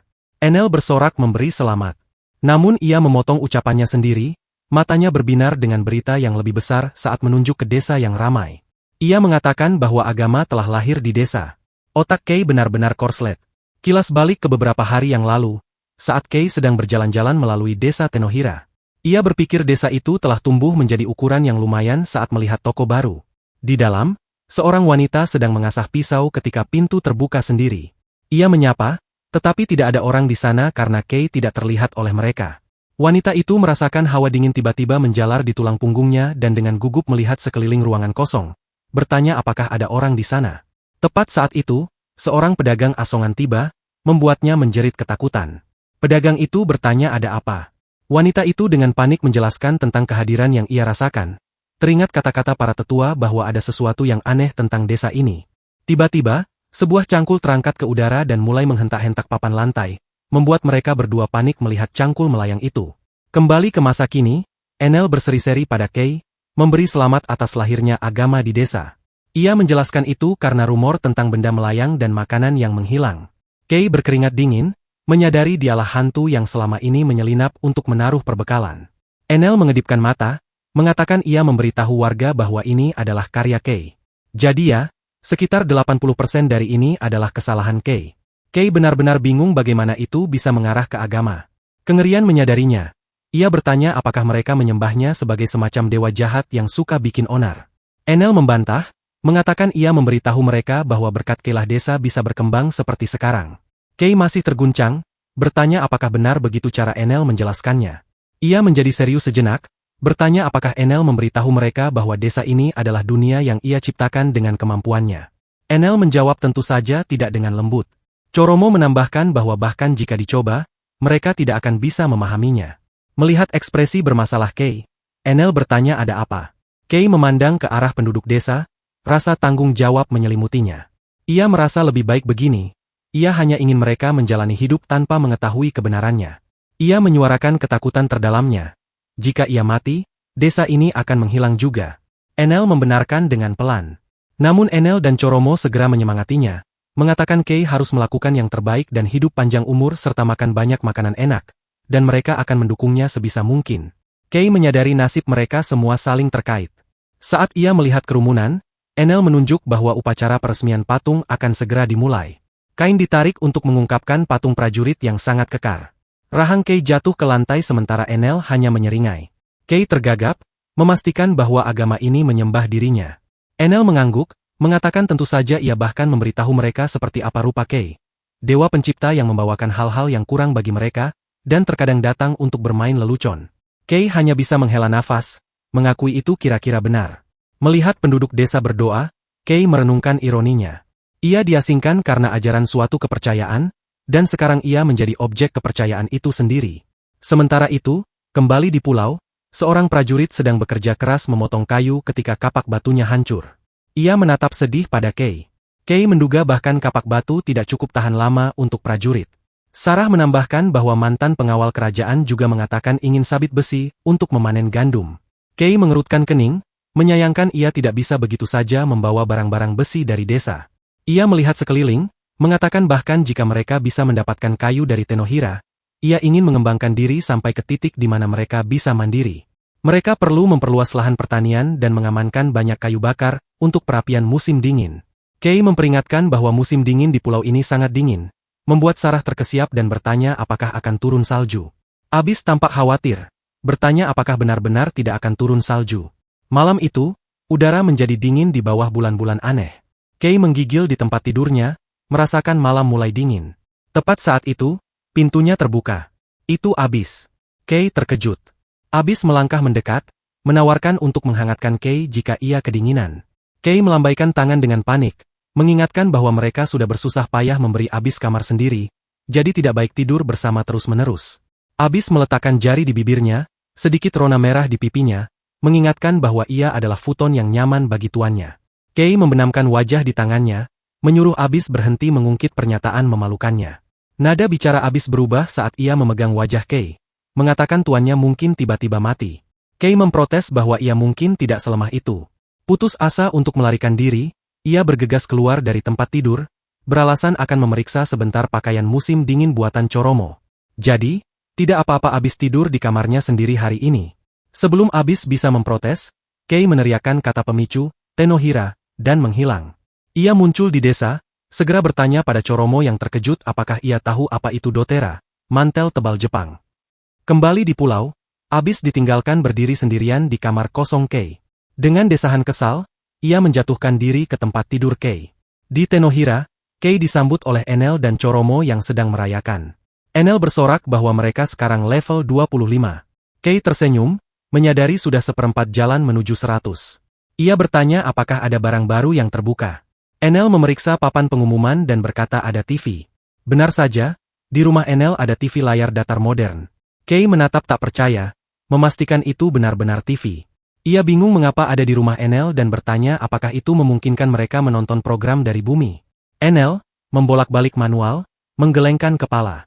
Rupanya, TV itu memungkinkan mereka melihat tempat di mana Kay mengaktifkan kemampuannya. Mata Kay membelalak. Ini dia, cara untuk mengatasi salah satu kelemahan terbesar Tenohira. Enel sangat gembira karena sekarang ia bisa melihat apa yang terjadi di dunia luar juga. Ia memegang remote dengan seringai jahat, menyatakan akhirnya ia mendapat pemandangan utama tanpa halangan ke segalanya, terutama saat Kay melakukan sesuatu yang nakal. Kay ngeri, berpikir ini pedang bermata dua. Namun sudah terlambat, Enel sudah menekan tombol power. Layar menyala, menampilkan kamar tidur Kay karena ia baru saja datang dari sana sebelum tidur. Enel kagum pada ukuran tempat tidur Kay. Di layar, Abis sedang berbaring terlentang di tempat tidur. Enel menunjuk dan bertanya apakah itu Abis Chen. Mencatat dia tidak tidur melainkan seperti sedang menunggu Kay. Mata Enel menyipit saat ia berbicara datar ke mikrofon remote, menirukan Abis dengan sempurna, aku futon tuan. Choromo memerah padam sementara Kay ambruk karena malu. Enel berpaling ke Kay dengan senyum manis yang mengancam, menyuruhnya pergi dan memanjakan Abis, karena ia akan menantikannya. Kay menghela nafas, benar-benar kalah, menyadari Enel sudah dalam mode penonton. Ia berteleportasi kembali dengan canggung. Dalam sekejap, Abis berubah menjadi wujud dewasanya yang memukau dan menerjang Kay, memeluknya dengan penuh gairah. Kembali di Tenohira, Enel dan Choromo menonton pertunjukan itu. Jantung Choromo berdebar kencang sementara Enel menyeringai penuh kemenangan. Sementara itu, Kei berbaring di tempat tidur bersama Abyss dewasa, merasakan kehangatannya, dan berterima kasih pada Abyss Chen seperti biasa. 2 tahun telah berlalu. Dari puncak pohon besar, Kei mensurvei pulau yang telah menjadi rumahnya. Ia berpikir sudah 2 tahun sejak datang ke pulau ini, tetapi ia masih belum bisa menjelajahi sisi utara sama sekali. Ia melihat ke bawah ke pemukiman mereka. Kebun buah dan ladang gandum tumbuh dengan baik. Bawang, lobak, dan bawang putih juga mulai bertunas. Terlepas dari kemajuan mereka, ia menyilangkan tangan dengan tatapan serius. Mereka masih punya jalan panjang. Kurangnya hiburan nyata berarti perkembangan mereka masih kurang. Untuk memperluas jangkauan mereka, Kei bersiap menetapkan titik warp baru, menancapkan pasak bersinar ke dahan pohon yang tebal. Ia menyerahkan pasak lain kepada salah satu prajurit. Ia berkata akan turun, jadi minta tolong tancapkan pasak itu di tanah di bawah. Dengan teriakan, Tenohira, Kei mengaktifkan sihir teleportasinya. Prajurit kecil itu dengan ahli meluncur turun dari batang pohon besar dengan pasak di tangan. Dengan dentang keras, ia menghantamkan titik warp timur baru ke tanah, mengamankannya. Setelah berteleportasi, Kei segera melihat Sarah. Sarah tampak pucat dan lemah, mencoba meminta maaf soal bahan makan siang. Kei bergegas ke sisinya, merasakan dahinya yang sangat panas. Wajah Sarah tampak tidak baik. Sarah tersandung, mengakui mungkin ia sedikit pusing dan mencoba mengabaikannya, tetapi Kei menolak. Ia melarang Sarah terus bekerja, mengatakan ini lebih buruk daripada kondisi KED tempo hari. Ia menunjuk secara dramatis, mengambil alih komando, dan memerintahkan prajurit membawa Sarah ke kamarnya. Beberapa saat kemudian, Sarah diselimuti di tempat tidur, demam, dan tertidur sementara 2 prajurit dengan patuh mengawasinya. Saat Kei keluar kamar, ia disambut oleh KED. KED tampak prihatin, bertanya apakah Sarah tidak enak badan. Kei mengangguk suram, mengatakan pagi ini menjadi jauh lebih dingin. Mata KED berbinar dengan tekad, menawarkan diri untuk merawat Sarah sampai sembuh. Kei mengangkat tangan kaget dan dengan cepat menghentikannya. Ia menjelaskan penyakit itu mungkin menyebar, jadi ia akan meminta Abyss atau Ren untuk melakukannya. KED kaget penyakit bisa menyebar. Kei menjelaskan itulah sebabnya mereka harus mencuci tangan dan berkumur secara menyeluruh. Ia mencoba terdengar meyakinkan, menyebutkan ia membeli banyak sabun di Skorpa. Seharusnya tidak apa-apa selama mereka tetap hangat, minum banyak air, dan cukup tidur. Namun ia bergumam kekhawatirannya belum sepenuhnya hilang. Kamera bergeser ke bawah menunjukkan gadis lain terbatuk, menunjukkan penyakit itu sudah mulai menyebar. Wajah Kei mengeras dengan realisasi suram, mereka tidak bisa menyingkirkannya. Jika memburuk, ini bisa fatal. Ia menuju dapur tempat para wanita lain sibuk menyiapkan makanan dan mendekati Yuri yang sedang mencuci piring. Kei langsung ke pokok permasalahan tentang makan hari ini. Ia menginginkan sesuatu yang mudah dicerna karena Sarah sedang flu. Ia mulai menyebutkan saran nutrisi dari dunia lamanya, yang benar-benar membingungkan Yuri.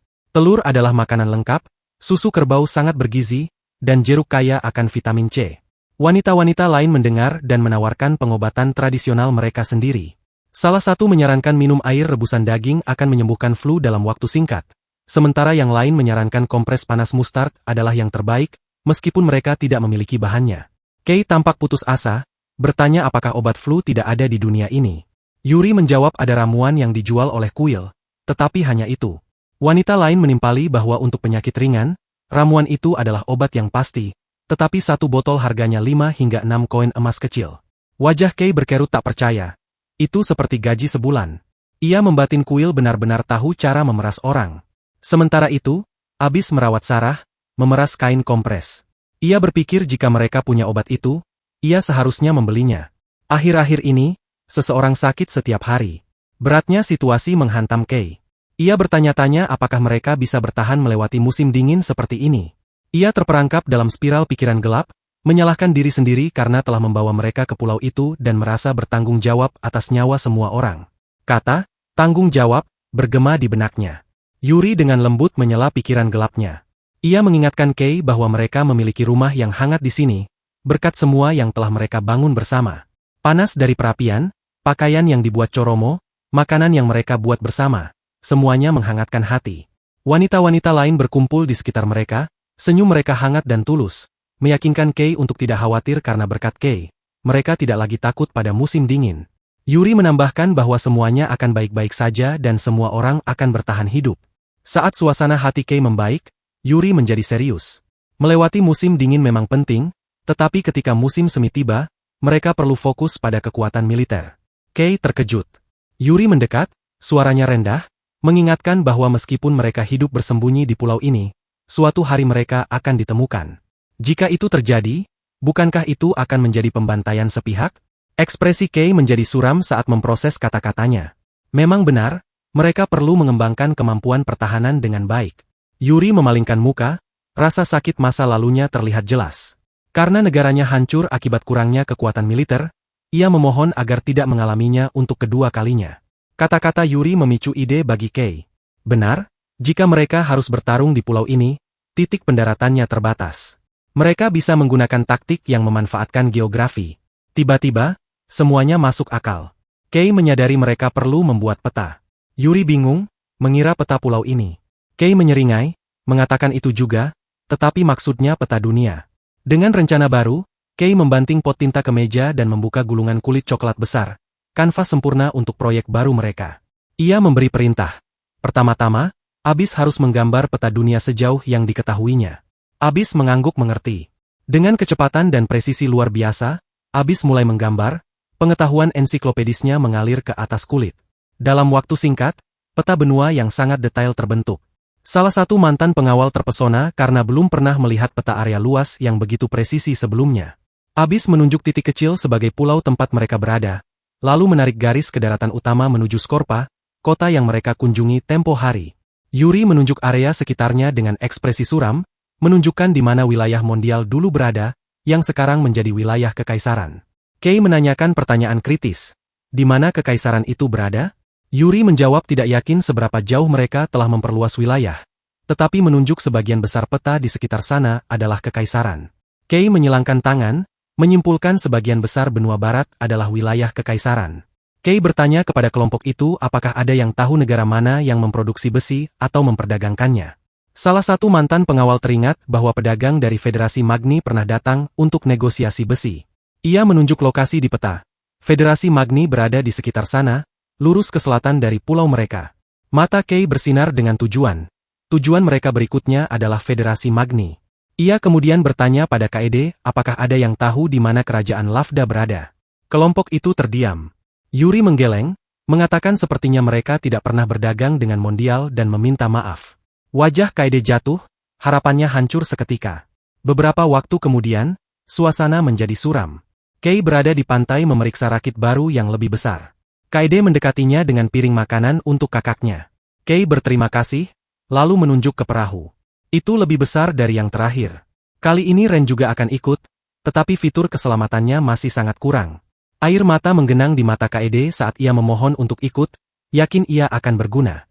Ren menatap Kei dengan simpatik, mengatakan sepertinya Kaede ingin mencari keluarganya sendiri dan bertanya apakah Kei bisa melakukan sesuatu.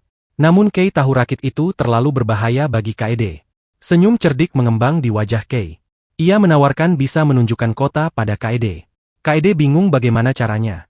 Kei mengangkat dua jari, menjelaskan ada dua pasak di desa pelopor. Satu di pulau, dan jika ia menanam satu lagi di kota setelah menyeberangi lautan, Kaede bisa bolak-balik antara pulau dan kota melalui Tenohira.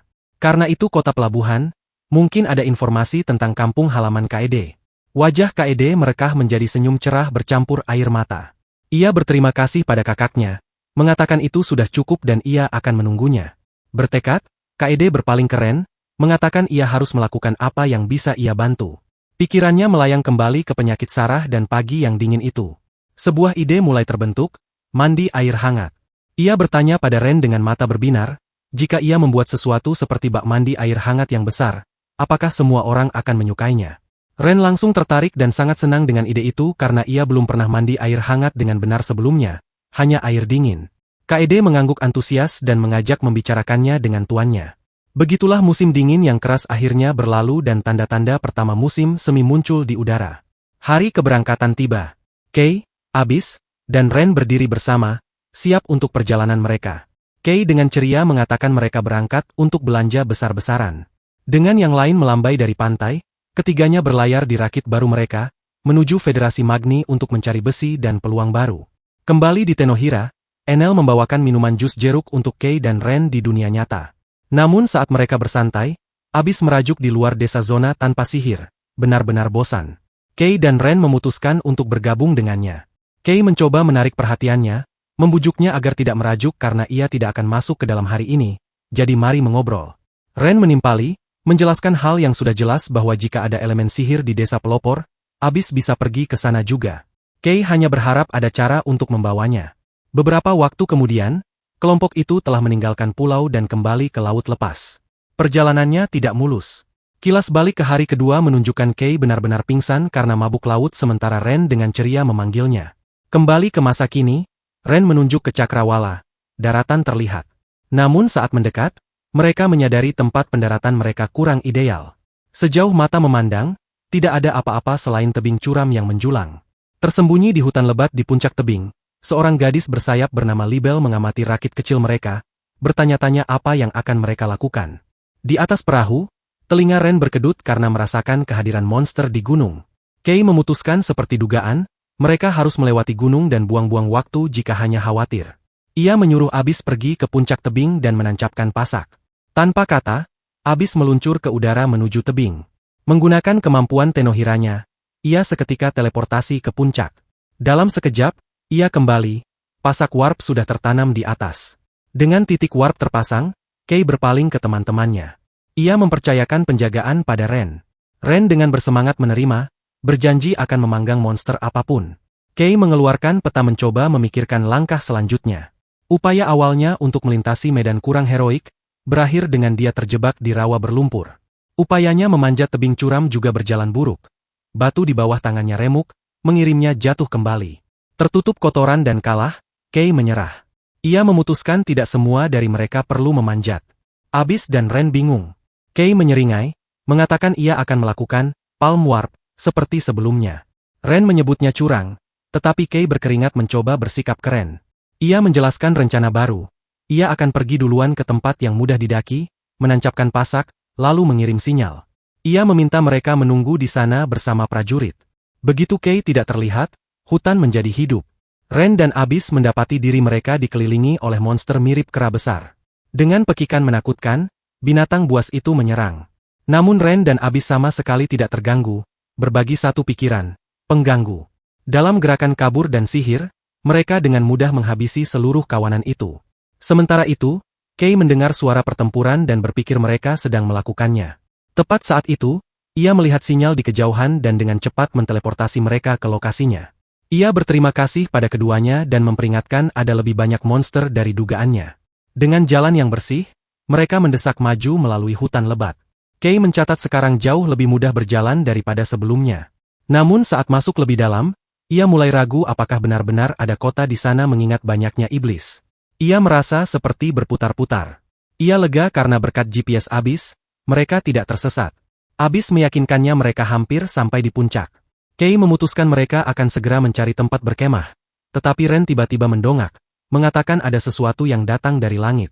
Siluet gelap menutupi matahari saat turun melalui kanopi hutan. Kay melindungi matanya, mengira itu monster burung besar.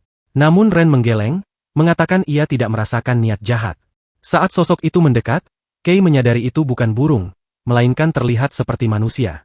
Seorang gadis bersayap dengan kaki mirip cakar mendarat dengan anggun di hadapan mereka. Gadis itu memiringkan kepala, matanya lebar karena penasaran, bertanya apa yang mereka lakukan di tempat seperti ini. Kay terdiam, pikirannya berpacu karena ini pertama kalinya ia melihat demi human. Gadis itu berkacak pinggang, bertanya apakah mereka tahu gunung ini terlarang. Kay dengan cepat menjelaskan mereka tidak tahu karena datang dari pulau lain. Gadis itu bertanya apakah mereka tersesat. Kay menggaruk kepalanya dengan malu-malu, membenarkan ia mencari kota dan mengira bisa menemukannya setelah mendaki gunung. Gadis itu mempertimbangkan kata-katanya, lalu ekspresinya berubah serius. Ia ingin tahu satu hal, menunjuk ke Ren dan Abyss, bertanya apakah gadis-gadis itu budak Kay. Kay terkejut tetapi menjawab dengan tegas bahwa mereka bukan budak, mereka adalah keluarganya. Gadis bersayap itu tampak terkejut, meskipun mereka adalah manusia hewan. Setelah Kay mengklarifikasi bahwa mereka juga bukan manusia hewan, gadis itu tampak tertarik. Ia melihat matahari terbenam dan bertanya apa yang akan mereka lakukan sekarang. Kay berencana menuju kota setelah menginap satu malam di dekat puncak. Gadis itu menawarinya datang ke desanya. Kay bertanya penuh harap apakah dekat. Gadis itu menunjuk lebih dalam ke gunung. Kay tidak bisa menyembunyikan keterkejutannya ada desa sedalam ini di gunung. Ia mencatat gadis itu sama sekali tidak takut pada abis. Gadis itu tersenyum, mengatakan ia tidak punya apa-apa, tetapi setidaknya bisa memberi tempat tidur. Kay menerima dengan rasa terima kasih. Ia memperkenalkan dirinya, abis, Ren, dan prajurit. Gadis itu berseri-seri, memperkenalkan diri sebagai Libel, salah satu manusia bersayap. Ia menyuruh Kay mengikutinya. Saat mereka mengikuti Libel, abis bertanya pada Kay mengapa mereka membangun desa begitu jauh di atas gunung. Kay ingat pernah membaca tentang manusia bersayap di buku saat kecil, tetapi ini pertama kalinya ia melihat yang asli. Libel menunjuk ke pegunungan yang luas. Gunung ini kurang lebih adalah tanah suci. Hanya sedikit orang yang tahu tentang desanya. Libel berbalik dengan kedipan mata, menjelaskan mereka diizinkan hidup rahasia di gunung ini karena suatu alasan. Jadi tolong jangan beritahu siapapun di kota tentang dirinya atau desanya. Kay terkejut dengan keterbukaannya, bertanya apakah benar-benar tidak apa-apa menceritakan itu pada orang yang baru dikenal. Libel memberinya senyum mempesona yang bebas, mengatakan karena Kay sepertinya orang baik. Kay hanya bisa tersenyum balik, berpikir dalam hati bahwa gadis itu sangat bebas. Mereka segera tiba di sebuah tanah terbuka yang ditandai dengan totem berukir. Libel mengatakan mereka sudah sampai. Ia berbalik sebelum masuk, mengatakan akan menjelaskan situasinya dan meminta mereka menunggunya. Kay dan rombongannya menunggu dengan sabar di pintu masuk desa. Libel kembali dan membawa mereka ke pemukiman kecil berupa gubuk beratap jerami sederhana yang dibangun di atas panggung. Desa itu pedesaan dan tampak cukup miskin, dengan jaring laba-laba terlihat di sudut-sudut bangunan. Kay mengamati sekelilingnya, berkata pelan bahwa desa itu terlihat miskin. Ren mencondongkan tubuh dan berbisik pada tuannya, menyarankan mungkin mereka harus menolak akomodasi. Namun Kay menggeleng, mengatakan sebaliknya, mereka harus tinggal agar bisa berterima kasih dengan benar. Libel kembali diapit oleh dua pria bersayap tua yang tampak mengesankan. Ia berkata sudah menjelaskan situasinya dan mempersilakan masuk. Para tetua langsung ke pokok permasalahan, wajah mereka tidak nyaman dekat dengan Kay. Salah satu bertanya dari mana Kay berasal, sementara yang lain mengulang pertanyaan canggung apakah gadis-gadis itu budaknya. Meskipun interogasinya aneh, salah satu tetua melunak, mengatakan mereka datang dari jauh dan pasti lelah. Ia menambahkan tidak ada apa-apa di sana, tetapi silakan bersantai. Kay mengucapkan terima kasih dengan gugup. Saat menatap para tetua, Kay menyadari sesuatu yang sangat meresahkan. Selain Libel, tidak ada wanita lain di desa itu. Perasaan aneh dan dingin mulai merayapinya. Tetua manusia bersayap menyambut Kay dengan senyum, mengatakan mereka tidak punya apa-apa untuk ditawarkan, tetapi silakan bersantai. Kay berterima kasih dengan rasa syukur. Namun sebelum basa-basi berlanjut, perhatian Kay tersentak oleh ledakan tiba-tiba. Itu Ren yang berteriak menantang bahwa tuannya adalah tuannya. Di sampingnya, abis dengan wajah tegas menambahkan bahwa tuannya adalah tuannya. Tetua itu menyadari kesalahannya dan segera meminta maaf. Abis mengoreksinya dengan tegas bahwa mereka bukan budak, melainkan keluarga. Ini bukan pertama kalinya mereka melakukan percakapan ini. Kay menoleh ke Libel, bingung mengapa Libel menanyakan hal yang sama. Libel menjelaskan realitas suram dunia mereka. Itu karena kedua gadis itu adalah manusia hewan, beastmen, dan orang jahat sering memperbudak manusia hewan. Ia tersenyum cerah pada Kay, mengatakan Kay berbeda dari mereka, yang berarti Kay pasti orang baik. Saat Kay menjelajahi desa, ia mengamati gaya hidup sederhana dan pedesaan manusia bersayap. Ia merasa aneh, mereka hidup bersembunyi tetapi tampaknya tidak berhati-hati terhadap orang asing sama sekali. Keberadaan desa adalah rahasia. Tetapi apakah desa itu sendiri tidak punya rahasia? Pikirannya terganggu saat melihat tumpukan batu hitam berat. Penasaran, ia memungut satu dan terkejut dengan kepadatannya. Ia memeriksanya dengan saksama dan menyadari itu bukan batu biasa. Sebuah realisasi menyambarnya seperti petir. Itu biji besi. Ia mendongak dan melihat palung besar berisi penuh dengan material yang sama. Tertegun, Kay bertanya-tanya dari mana mereka mendapatkan sebanyak itu. Tiba-tiba, seorang tetua muncul di belakangnya, mengejutkannya. Ia bertanya apakah Kay tertarik pada batu itu. Kay bertanya apa itu.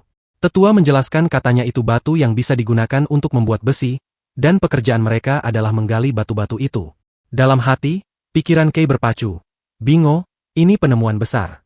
Ia segera meminta batu itu dan menawarkan kompensasi penuh. Namun tetua menggeleng, meminta maaf karena semua itu bagian dari kontrak sebelumnya. Tidak gentar, Kay beralih taktik, menawarkan untuk membelinya saat pengumpulan berikutnya. Kay memamerkan senyum percaya diri, memasuki mode pedagang penuh. Ia yakin bisa memberi penawaran yang lebih baik daripada kontraktor sebelumnya dan akan menangani negosiasi. Ekspresi tetua menjadi suram saat mengingat perjanjian masa lalu. Ia menundukkan kepala meminta maaf, mengatakan mereka punya janji dan tidak tahu kapan waktu berikutnya. Harapan bisnis Kay hancur, membiarkannya merenungkan situasi mereka. Kemudian, kembali di gubuk mereka, sebuah pertanyaan mengganggunya. Mengapa mereka hidup seperti ini padahal memperdagangkan begitu banyak besi? Tepat saat itu, Libel masuk membawa panci. Kay mencoba sopan dengan mengatakan mereka sudah menyiapkan makan malam, jadi tidak usah repot-repot. Libel tampak sedih, mengatakan ia menyiapkannya untuk Kay, meskipun hanya bubur. Saat melihat makanannya, mereka terkejut, itu kurang mirip bubur dan lebih mirip air tajin encer. Meskipun kualitasnya buruk, Kay memaksakan senyum dan berterima kasih, tidak ingin menyakiti perasaannya. Melihat betapa sedikit yang mereka miliki, Kay membuat keputusan. Ia mengajak Libel bergabung karena mereka juga membawa makanan. Ia mengeluarkan kentang besar dari pulaunya. Mata Libel membelalak dengan kegembiraan murni, bertanya apakah boleh ia memilikinya. Dengan tangan gemetar ia menerimanya, berterima kasih, dan berkata akan membaginya dengan semua orang. Dengan teriakan kemenangan, Libel berlari membagikan karunia itu kepada desanya. Kay memperhatikannya pergi dengan senyum lelah, bersyukur tidak membawa KED. Ren menambahkan meskipun Libel seperti itu, dia sudah dewasa. Saat mereka memakan bubur encer itu, Kay memperhatikan Ren mengawasinya, tetapi ia memakannya tanpa keluhan. Ia kemudian mengingat bubur yang dimakannya malam itu rasanya asin. Malam itu, di bawah langit berbintang, Kay tertidur lelap ketika merasakan guncangan lembut. Itu abis, membangunkannya karena ada orang datang. Sosok kecil muncul di jendela mereka. Itu Libel yang berbisik mendesak, meminta maaf mengganggu tidur mereka tetapi menyuruh bangun. Kay yang pening duduk, bertanya ada apa di tengah malam. Libel menjelaskan ia dan ayahnya telah mengatur tumpangan untuk mereka ke kota terdekat. Ia mengingatkan seperti yang dikatakannya kemarin, gunung ini terlarang bagi manusia dan ada orang dari kota di pintu masuk. Jika Kay turun secara normal, ia mungkin akan diinterogasi. Keberadaan mereka juga dirahasiakan dari orang-orang kota. Memahami bahayanya, Kay setuju. Sebelum pergi, ia memberikan hadiah perpisahan. Panci besar berisi kentang rebus yang ia siapkan di Tenohira, memastikan penduduk desa tidak akan kelaparan untuk sementara waktu. Mereka mengikuti Libel keluar untuk menemui transportasi tidak konvensional mereka. Libel menunjuk ke arah dua manusia burung raksasa yang memegang gendongan besar, menyuruh mereka naik dan memperingatkan akan sedikit berguncang. Kay menatap gendongan itu, rasa takut menyelimutinya. Dalam sekejap, mereka diluncurkan ke langit malam. Kay benar-benar ketakutan, berteriak saat mereka melambung tinggi di atas tanah. Sementara Ren dan Abis bersenang-senang, ketiganya meluncur di udara dengan kecepatan luar biasa. Setelah mendarat, Kay yang pucat dan terguncang mencoba memulihkan diri sementara Ren dan Abis tertawa, mengatakan itu menyenangkan. Ren menyebutnya penakut. Libel mengedipkan mata saat mengucapkan selamat tinggal, meminta Kay jangan memberitahu siapapun tentang mereka. Kay dengan cepat setuju dan berterima kasih tulus atas bantuannya. Melambaikan tangan perpisahan, Libel menunjuk ke arah tujuan mereka, mengatakan kota ada di sana. Saat terbang pergi, Kay berteriak padanya bahwa ia meninggalkan hadiah di rumah yang disewanya, berharap mereka semua menikmatinya. Mengikuti petunjuknya, kelompok itu segera tiba di gerbang menjulang kota Zax. Di dalam, kota itu ramai dengan kehidupan. Ren dan Abis menarik tudung mereka untuk menyembunyikan fitur basement saat menikmati pemandangan. Naik ke kota dengan gerobak, Ren bertanya apa langkah pertama mereka. Jawabannya sederhana, isi perut dulu. Kay segera menemukan kedai makanan dan memesan 2 bakso. Saat makan, ia memperhatikan kerumunan besar, bertanya apakah ada festival. Penjual tertawa, menjelaskan tempat itu selalu seperti ini. Zax adalah salah satu dari 4 situs ziarah besar agama Farli. Peziarah datang dari seluruh dunia setiap hari. Melihat peluang, Kay bertanya bagaimana cara mendirikan toko di pasar karena mereka pedagang keliling. Penjual menggeleng, mengatakan pedagang keliling tidak bisa mendirikan toko tanpa izin. Ia menyarankan pergi ke serikat dagang jika punya barang. Tetapi harga pasar di sana tetap, jadi Kay tidak akan bisa bernegosiasi. Kay berterima kasih atas infonya. Pikirannya sudah bekerja. Pasar yang dikendalikan pemerintah memperumit rencananya. Jika tidak bisa bergabung dengan pasar, ia memutuskan untuk mulai mengumpulkan informasi sekarang. Rencana baru terbentuk di benaknya untuk memanggil KED. Ia membawa Ren dan Abis ke gang terpencil, meminta mereka bertindak sebagai tirai. Ia mengaktifkan kemampuan warpnya. Ren dan Abis mengangkat jubah mereka, melindunginya dari pandangan. Dalam kilatan cahaya, KED muncul, melihat sekeliling kota baru dengan mata lebar penasaran. Kay tersenyum, bertanya bagaimana pendapatnya. KED berseri-seri, mengatakan itu luar biasa karena sudah lama tidak ke tempat lain selain pulau. Kay memberitahu nama kota itu Zax dan bertanya apakah terlihat akrab. KED melihat sekeliling tetapi menggeleng. Kay tetap optimis karena banyak turis di sana. Mungkin ada seseorang yang tahu sesuatu. Ia mengajak bertanya-tanya tentang informasi yang mengarah ke kampung halaman KED. Di pasar Zax yang ramai, kelompok Kay mendirikan toko. Ia memberi perintah cepat pada Ren agar jangan membiarkan kerbau dan domba kabur. Ren dengan percaya diri menjawab jangan khawatir saat dengan tenang berkomunikasi dengan hewan-hewan itu, membuat kagum orang yang melihat. Mata tajam Kay memindai kerumunan dan melihat pria yang tampak seperti dari serikat dagang. Tanpa membuang waktu, ia memanggil pria itu. Kay mempresentasikan seluruh stok mereka. Ternak, hasil bumi, dan banyak lagi. Pedagang itu tertegun dengan jumlah yang banyak. Memeriksa barang-barang itu, pedagang terkesan karena semuanya berkualitas baik, dan bertanya dari mana Kay berasal. Kay memberikan jawaban yang samar namun menarik bahwa ia datang dari Eschorpa dengan perahu dan juga dari jauh. Meninggalkan pedagang itu benar-benar terperangah. Sementara pedagang memulai penilaiannya, KED dan Ren berpisah untuk bertanya kepada penduduk setempat tentang kampung halamannya, Godier, tetapi tidak ada yang mendengarnya. Sebaliknya, mereka diarahkan ke gedung terbesar di kota. Mereka tiba di depan Katedral Santa Tesrukia yang megah, situs ziarah utama. Pemandangan itu tampaknya mengganggu Kay, dan Abis segera menyadarinya, bertanya ada apa karena tuannya tampak kesakitan. Pikiran Kay melayang ke kenangan mendiang adiknya. Ia menjelaskan itu mengingatkannya pada adiknya karena namanya sama dengan orang suci yang mereka sembah di sini, Rukia.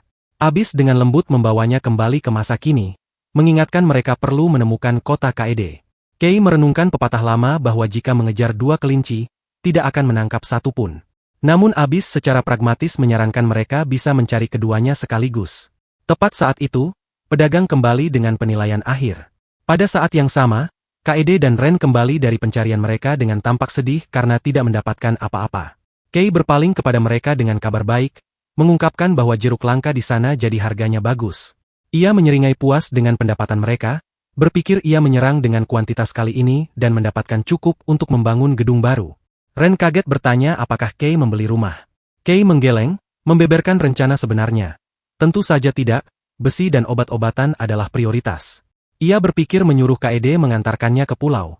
Begitu mendapatkan uang dari kantor, ia menyatakan mereka akan mulai mengumpulkan intelijen dengan sungguh-sungguh. Kelompok itu beristirahat untuk merencanakan langkah selanjutnya. Saat duduk, mereka mendengar sekelompok peziarah mengobrol di dekatnya. Tiba-tiba, satu kata dari percakapan peziarah menarik perhatian mereka. Godier. Kay segera mendekati mereka, memastikan pendengarannya. Salah satu peziarah mencoba mengingat, mengatakan pernah mendengarnya sebelumnya dari seorang pria yang datang berziarah setelah berhenti dari tentara. Kemudian ingatan itu muncul. Itu adalah Kekaisaran Lamelik. Seluruh kelompok tertegun oleh petunjuk besar itu. Kay mendesak informasi lebih lanjut tentang lokasinya. Peziarah menjelaskan itu adalah salah satu kota tertua di Kekaisaran dan dulunya adalah ibu kota. Meskipun hanya itu informasinya, Kay sangat berterima kasih. Ia memberikan hadiah kepada peziarah yang membantu dan berpaling ke KED yang penuh harap, mengatakan akhirnya mereka menemukan petunjuk. Air mata menggenang di mata KED saat berbisik bertanya apakah ia bisa melihat papa dan mamanya lagi. Kay menatapnya dengan tekad lembut, mengatakan mungkin tidak mudah, tetapi jika mencarinya, KED akan menemukannya. Diliputi emosi, KED menangis bahagia, berterima kasih pada kakaknya. Dengan petunjuk baru dan tujuan yang diperbarui, Kay tahu perjalanan mereka baru saja dimulai. Pertama, mari ambil langkah maju. Keesokan harinya, Kay bertemu dengan pedagang untuk menanyakan tentang pembelian besi. Sementara Ren dan yang lainnya menunggu di penginapan, pedagang itu terkejut dengan permintaan tersebut. Pedagang itu menjelaskan realitas pasar yang suram. Di negara ini, kuil menangani segalanya mulai dari pengadaan bahan hingga pembuatan besi. Implikasinya menyadarkan Kay. Jadi mereka mengendalikan bisnis yang bisa mempengaruhi negara. Berarti itu sebenarnya bukan negara religius. Pedagang itu dengan gugup membenarkan dengan nada pelan. Ia menjelaskan otoritas kuil lah yang mengikat negara-negara pulau di Federasi Magni. Itu rahasia umum. Pedagang menyarankan Kay mengunjungi toko yang dikelola langsung oleh kuil. Saat Kay berjalan pergi, potongan-potongan informasi itu menyatu. Terdengar seperti kuil adalah pihak yang membeli besi dari manusia bersayap dengan harga sangat rendah. Kuil bermain kotor. Kay merumuskan rencana. Ia hanya perlu tahu dari mana mereka mendapatkannya. Mengetahui terlalu berisiko, ia memutuskan meninggalkan Abyss, yang terlihat seperti iblis, di penginapan. Kay mendekati beberapa pejabat kuil, berpura-pura tidak tahu dan mencari material. Mereka menepisnya, menyuruhnya pergi ke pandai besi. Ketika ia bersikeras, salah satu penjaga mendorongnya dengan kasar hingga jatuh ke tanah. Tergeletak di batu jalanan, Kay bertanya-tanya apa yang harus dilakukan selanjutnya. Tepat saat itu, suara kereta yang mendekat menarik perhatiannya. Ia segera mengenalinya sebagai gerobak kuil. Para penjaga yang mendorongnya tampak senang dengan kedatangannya, menyuruh memberitahu uskup sama. Kay mengamati dengan saksama dari tanah. Matanya membelalak saat melihat sesuatu yang familiar melalui celah tirai gerobak. Guci itu. Tidak salah lagi, itu guci yang ia tinggalkan di desa Libel sebagai hadiah. Di sebelahnya ada karung-karung berisi biji. Berarti itu besi dari manusia bersayap. Uskup sendiri muncul untuk memeriksa hasil panen, membenarkan kecurigaan tergelap Kay. Ekspresi Kay mengeras menjadi topeng kemarahan dingin, dan ia berlari secepat kilat. Ia menerobos masuk ke kamar mereka di penginapan, mengejutkan Ren. Ren mulai mengeluh bosan, tetapi Kay memotongnya dengan mendesak. Ren dengan cepat mengaktifkan TV, menyetelnya untuk memata-matai lokasi uskup. Bayangan uskup dan bawahannya muncul di layar. Mereka mendengarkan saat bawahan melapor bahwa burung-burung berisik meminta pengembalian sandera. Uskup mencibir menanyakan tenggat waktunya. Bawahan menjawab bulan depan, menambahkan mereka tidak menyadari sedang dibohongi. Mereka kurang gizi, jadi ini batas mereka. Uskup menyeringai, mengatakan mereka masih bisa memerasnya. Bawahan bertanya apakah uskup akan menunjukkan sandera. Uskup bergerak ke belakang gerobak untuk memeriksa kiriman. Ia mencemooh dengan jijik murni, mengatakan tidak mungkin ia membiarkan mereka melihat sandera dalam keadaan seperti itu. Bawahan menunjuk sosok terikat di gerobak, mengingatkan uskup berkata hanya akan membiarkan gadis yang diberkati melihat sandera, jadi ia membawanya. Uskup tampak merenungkan langkah kejam berikutnya. Perhatiannya tertuju pada guci yang ditinggalkan Kay. Bawahan menjelaskan itu barang berkualitas baik yang tidak cocok dengan desa burung, jadi ia mengambilnya karena mungkin barang curian. Uskup meledak marah, menyebutnya idiot karena mengambil barang curian. Bagaimana jika seseorang melihatnya? Orang-orang kota percaya mereka sudah punah. Bawahan membalas dengan ketidakpedulian yang mengerikan bahwa mereka toh akan menghabisi mereka semua, jadi itu bukan intinya. Kata-kata mengerikan itu bergema di ruangan penginapan, dan Kay serta Ren mendengarkan dalam keheningan yang tercengang. Wajah Kay menjadi kanvas kemarahan hitam pekat murni. Ia melompat berdiri, mengajak Ren pergi. Ren seketika siap. Saat mereka berlari melalui jalanan, kemarahan Kay meluap, mengutuk bajingan kuil itu. Mereka dengan cepat menemukan gerobak kuil yang diparkir. Menarik tirai, mereka menemukan Libel di dalam, dipukuli, diikat, dan disumbat mulutnya. Ren mengkonfirmasi apa yang sudah dikatakan indranya. Ia bisa mencium bau Libel dari sini. Seorang penjaga bergegas mendekat, berteriak bertanya apa yang mereka lakukan di gerobak kuil. Namun Kay hanya memperhatikan temannya, meneriakkan nama Libel. Saat Kay dengan panik mencoba melepaskan ikatan Libel, ia memberi perintah pada Ren untuk tidak berlebihan, cukup takut-takuti mereka. Dengan acungan jempol percaya diri, Ren menjawab mengerti. Ren melepaskan kekuatannya, meledak dalam pusaran api neraka hitam yang menakutkan, menyatakan akan menunjukkan sebagian kekuatan penyihir hebat api neraka. Para penjaga mundur terhuyung, terkejut oleh panas yang intens. Mereka menatap ngeri saat api berputar di sekelilingnya, menyadari mereka tidak berhadapan dengan gadis biasa, melainkan penyihir Beasman yang kuat. Di jantung kota suci, Ren menahan penjaga kuil dengan pusaran api hitam. Di belakangnya, dalam keamanan relatif gerobak, Kay melindungi Libel yang ketakutan. Penjaga menatap tak percaya. Dari ambang pintu terdekat, uskup mengamati kebuntuan itu dengan wajah berkerut marah. Kay memeluk Libel, mencoba menenangkannya. Libel membenamkan wajah di dada Kay, terisak lega dan berterima kasih.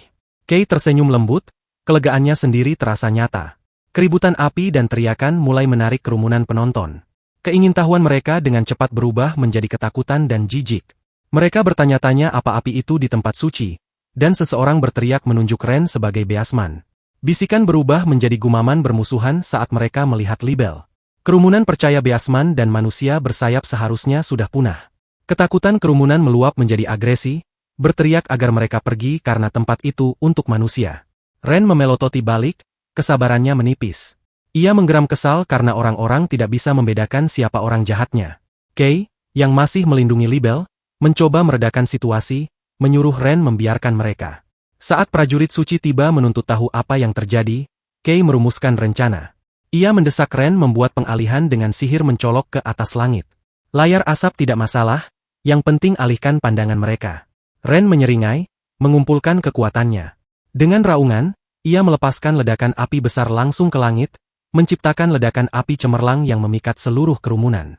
Saat setiap mata tertuju ke langit, Kay bergerak. Dalam sekejap mata, gerobak, penumpangnya, dan kudanya lenyap, tidak meninggalkan apapun selain bekas hangus berasap di batu jalanan. Para penjaga melihat kembali ke ruang kosong itu, benar-benar bingung. Uskup hanya bisa menatap, kemarahannya memuncak.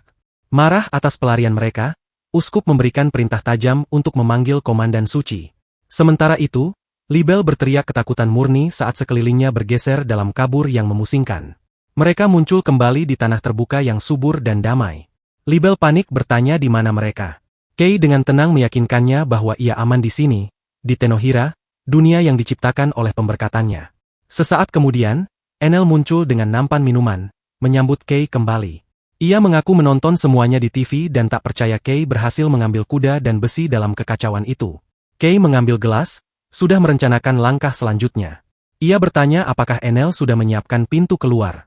Enel mengangguk, mengatakan sudah disiapkan di penginapan di Zach tempat Abyss menunggu. Kay memuji Ren, yakin mereka tidak terlihat saat melarikan diri. Ren tersenyum tipis dengan mata berkilat berbahaya, berharap bisa membantai mereka semua jika terlihat. Mengabaikan nafsu darah Ren, Kay memeriksa Libel yang masih terguncang. Libel mengangguk pelan, mulai tenang. Ia melihat sekeliling dengan kagum pada dunia Kay, bertanya apakah boleh melihat-lihat. Kay menggeleng, mengatakan mungkin nanti karena mereka perlu sampai ke penginapan sebelum keadaan di kota menjadi tidak terkendali. Ia memegang tangan Libel, bersiap teleportasi lagi. Dengan kilatan cahaya lain, mereka tiba di kamar pedesaan. Kay mengatakan kepulangannya pada Abyss. Mereka berhasil warp ke penginapan di kota Zach. Abyss menyambut mereka dengan hangat. Libel terkejut dengan perubahan pemandangan yang tiba-tiba lagi. Kay duduk dengan ekspresi serius, meminta Libel menceritakan apa yang terjadi. Libel mulai menceritakan kejadian setelah Kay meninggalkan desanya. Orang-orang dari kuil datang untuk mengambil besi, mengeluh persembahan mereka tidak cukup. Ia menjelaskan bagaimana rakyatnya memohon pada perwakilan kuil, mengatakan mereka sudah pada batas fisik dan bekerja sebulan penuh hanya untuk mengumpulkan sebanyak itu. Perwakilan itu memasang simpati palsu, mengatakan mereka semua menderita dan kota kekurangan bahan, jadi besi rongsokan ini pun membantu. Ketika manusia bersayap bertanya apakah keluarga mereka yang ditahan di kuil aman, wanita itu tersenyum manis yang memuakkan, menjamin mereka makan lebih baik daripada manusia bersayap di desa. Namun ketika mereka memohon untuk melihat keluarga mereka, wanita itu menolak mentah-mentah, mengaku terlalu sibuk. Libel ingat rasa sakit ingin melihat ibunya. Tetuanya memohon atas namanya agar setidaknya Libel diizinkan melihat ibunya, karena belum berpisah selama 6 bulan. Perwakilan itu tampaknya melunak, menghela nafas seolah itu beban besar, meskipun ekspresinya penuh penghinaan murni. Ia setuju dengan syarat kejam, hanya Libel yang boleh ikut. Saat wanita itu membawa Libel pergi, ia melihat guci kentang hadiah Kay. Libel berteriak, tetapi perwakilan itu memandangnya dengan jijik, bertanya benda apa itu dan mencemooh tembikar sederhana itu tidak pantas untuk desa tersebut. Tanpa menunggu jawaban, ia menyatakan itu pasti barang curian dan akan menyitanya. Ia menendang guci berat itu hingga jatuh menuruni bukit, menghamburkan makanan berharga mereka di tanah. Libel melanjutkan ceritanya dengan suara gemetar. Wanita itu menyebut kentang itu pakan ternak. Dan begitu kereta pergi, mereka mengikat Libel. Beratnya pengkhianatan menghantamnya. Ia bertanya apakah itu berarti mereka telah ditipu selama ini, dan mengapa. Air mata mengalir di pipinya saat ia membisikkan jawabannya, karena mereka lemah. Tiba-tiba, keributan dari jalan di bawah menyela mereka. Melihat keluar jendela, mereka melihat kerumunan berkumpul. Berita perkelahian mereka telah menyebar. Kay tahu mereka kehabisan waktu.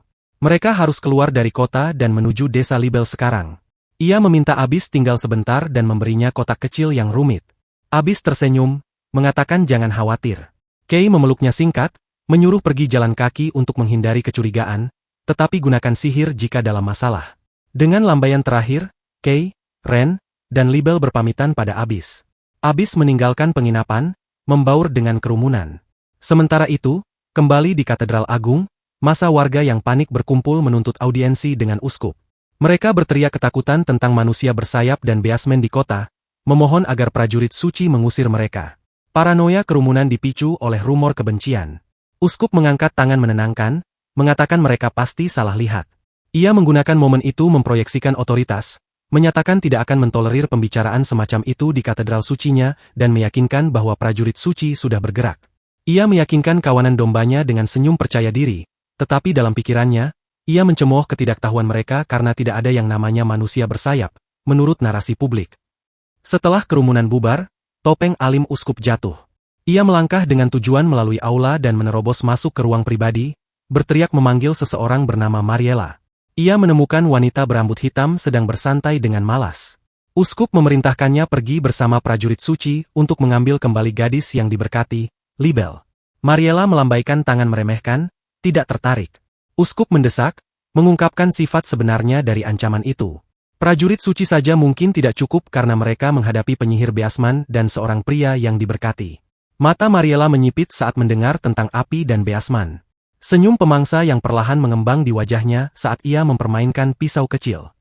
Dalam momen yang lebih ringan, Ren berdiri dengan malu memegang tanda bertuliskan, "Aku tidak sengaja membakar bajuku karena terbawa suasana," membuat teman-temannya jengkel.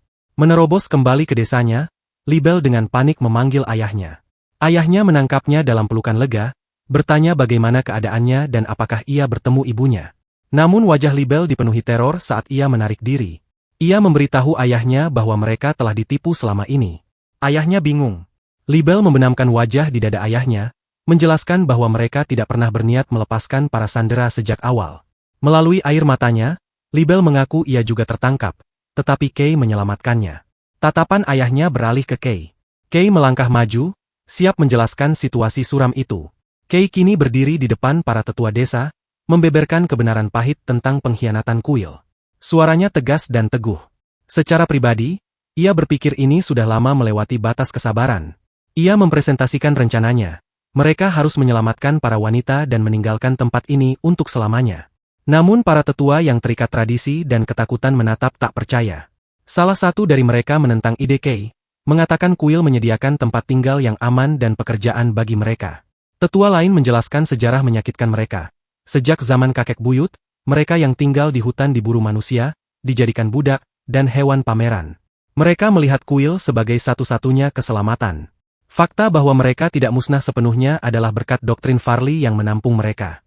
Kay mendengarkan, ekspresinya mengeras. Ia bertanya apa yang akan mereka lakukan tentang semua sandera wanita. Tetua dengan keras kepala membantah, bersikeras mereka bukan sandera, melainkan dibutuhkan untuk pekerjaan kuil dan itu hanya kesepakatan 1 tahun. Libel tidak tahan lagi dengan penyangkalan itu. Ia merentangkan sayapnya untuk penekanan, menyatakan kesepakatan itu bohong. Mereka bahkan menculiknya. Ia mendengarnya saat diikat. Mereka tidak punya rencana membiarkannya pergi sejak awal. Ia mengungkapkan alasan sebenarnya penangkapannya. Mereka bilang ia masih berguna karena memiliki kemampuan menemukan besi. Potongan-potongan informasi menyatu bagi Kay. Ia teringat mereka memang mengatakan membawa gadis yang diberkati. Libel mengonfirmasi kecurigaannya. Itu adalah pemberkatannya dari Mitra, dewa pencari. Tetap saja, para tetua menolak percaya kuil bisa begitu korup. Salah satu menegur Libel agar tidak menyebut nama dewa sembarangan. Namun mata ayah Libel membara karena marah, menyatakan ia tidak akan pernah memaafkan apa yang telah mereka lakukan pada putrinya. Libel memalingkan muka, suaranya gemetar. Ia tidak ingin hidup seperti ini lagi. Kesalnya akhirnya meledak dalam luapan emosi mentah. Ia sudah muak terbang hanya di malam hari agar orang tidak melihat. Lelah bekerja sampai kelelahan namun tetap tidak cukup makan. Dan tidak ingin dipisahkan dari ibu atau teman-temannya lagi. Ayahnya hanya bisa menatap, tertegun oleh kedalaman rasa sakitnya. Kay melihat tekadnya menguat. Tiba-tiba, suara tajam Ren memotong ketegangan. Indra Ren menangkap ancaman baru. Ia meminta maaf menyela, tetapi ada beberapa orang datang, kemungkinan besar memakai baju besi karena ia mendengar gesekan logam. Mata Kay membelalak kaget. Prajurit dengan baju besi dari kuil, apakah mereka prajurit suci? Para tetua kagum dengan persepsi Ren. Kay menjelaskan Ren punya hidung dan telinga yang sangat bagus, lalu bertanya berapa lama lagi mereka sampai. Ren menjawab mungkin sekitar setengah jam. Mereka merespons dengan cepat. Para tetua dengan naif melihat ini sebagai peluang, berpikir jika mereka meminta, mungkin kuil akan membiarkan mereka melihat keluarga. Kay tahu lebih baik. Ia bertukar pandang lelah dengan abis, tahu diplomasi adalah harapan yang sia-sia. Ia menyuruh para tetua mencoba berbicara dengan mereka sementara kelompoknya akan mengawasi sambil bersembunyi. Saat para tetua bersiap menemui prajurit, Kei dan kelompoknya melebur ke dalam bayang-bayang gubuk desa. Setelah tersembunyi, Abis bertanya apa yang harus dilakukan sekarang. Kei membeberkan rencana darurat. Jika negosiasi gagal dan tampaknya akan berubah menjadi pertempuran, lindungi manusia bersayap. Ia berpikir dalam hati bahwa ia tidak ingin siapapun dari kuil melihat mereka, karena cepat atau lambat mereka akan datang ke pulau. Ren menawarkan solusi yang jauh lebih sederhana dan brutal. Bunuh mereka semua agar tidak ada yang tahu, buang mayatnya di gunung, dan monster akan mengurus sisanya. Abis mendukung, mengajak menghabisi mereka semua. Kei meringis, jelas tidak nyaman dengan nafsu darah santai mereka. Ia segera menolaknya, menyatakan tidak akan melakukan pembunuhan. Ren yang patuh menunduk setuju. Kei mengakui pada dirinya sendiri bahwa ia belum siap untuk itu, meskipun tahu dunia ini tidak ramah. Ia menjelaskan alasan taktisnya. Masalahnya adalah musuh juga membawa seseorang yang diberkati dengan pemberkatan yang tidak diketahui. Orang yang diberkati itu rumit. Ia memberi perintah langsung pada Abis. Dalam keadaan darurat, pingsankan mereka dengan sengatan listrik. Kemungkinan besar, orang yang diberkati perlu mengucapkan kemampuannya dengan keras untuk menggunakannya. Kei kemudian berpaling ke Libel yang putus asa. Libel merosot, dikalahkan oleh penyangkalan tetuanya. Ia menatap Kei dengan mata penuh keputusasaan, meminta maaf karena ayah dan yang lainnya tidak mengerti. Kei memberikan senyum lembut yang menenangkan. Ia membuat janji sungguh-sungguh. Jika negosiasi gagal, mereka tidak punya banyak waktu. Jadi, besok ia akan membantu menyelamatkan para wanita yang ditawan. Libel tertegun. Kei menawarkan kehidupan baru bagi mereka semua. Datang saja ke tempatnya, tempat dengan banyak alam, makanan, dan tempat tinggal.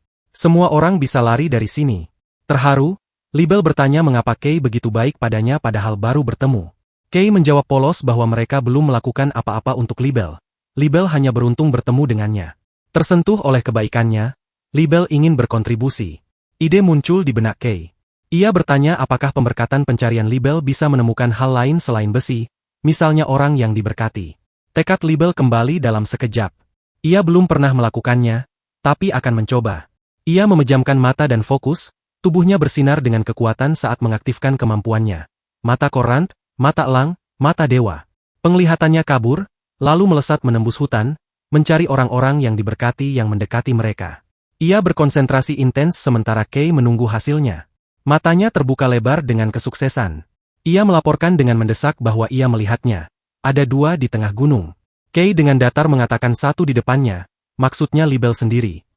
Libel dengan cepat mengoreksi bahwa itu dirinya. Adegan beralih ke rombongan yang mendekat dipimpin oleh pembunuh Mariela yang mengeluh tentang panas.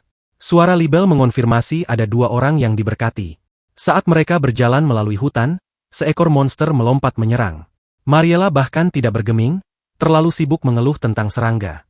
Orang yang diberkati yang lebih kecil bereaksi seketika, merapal mantra, Sanctuary of War Maiden.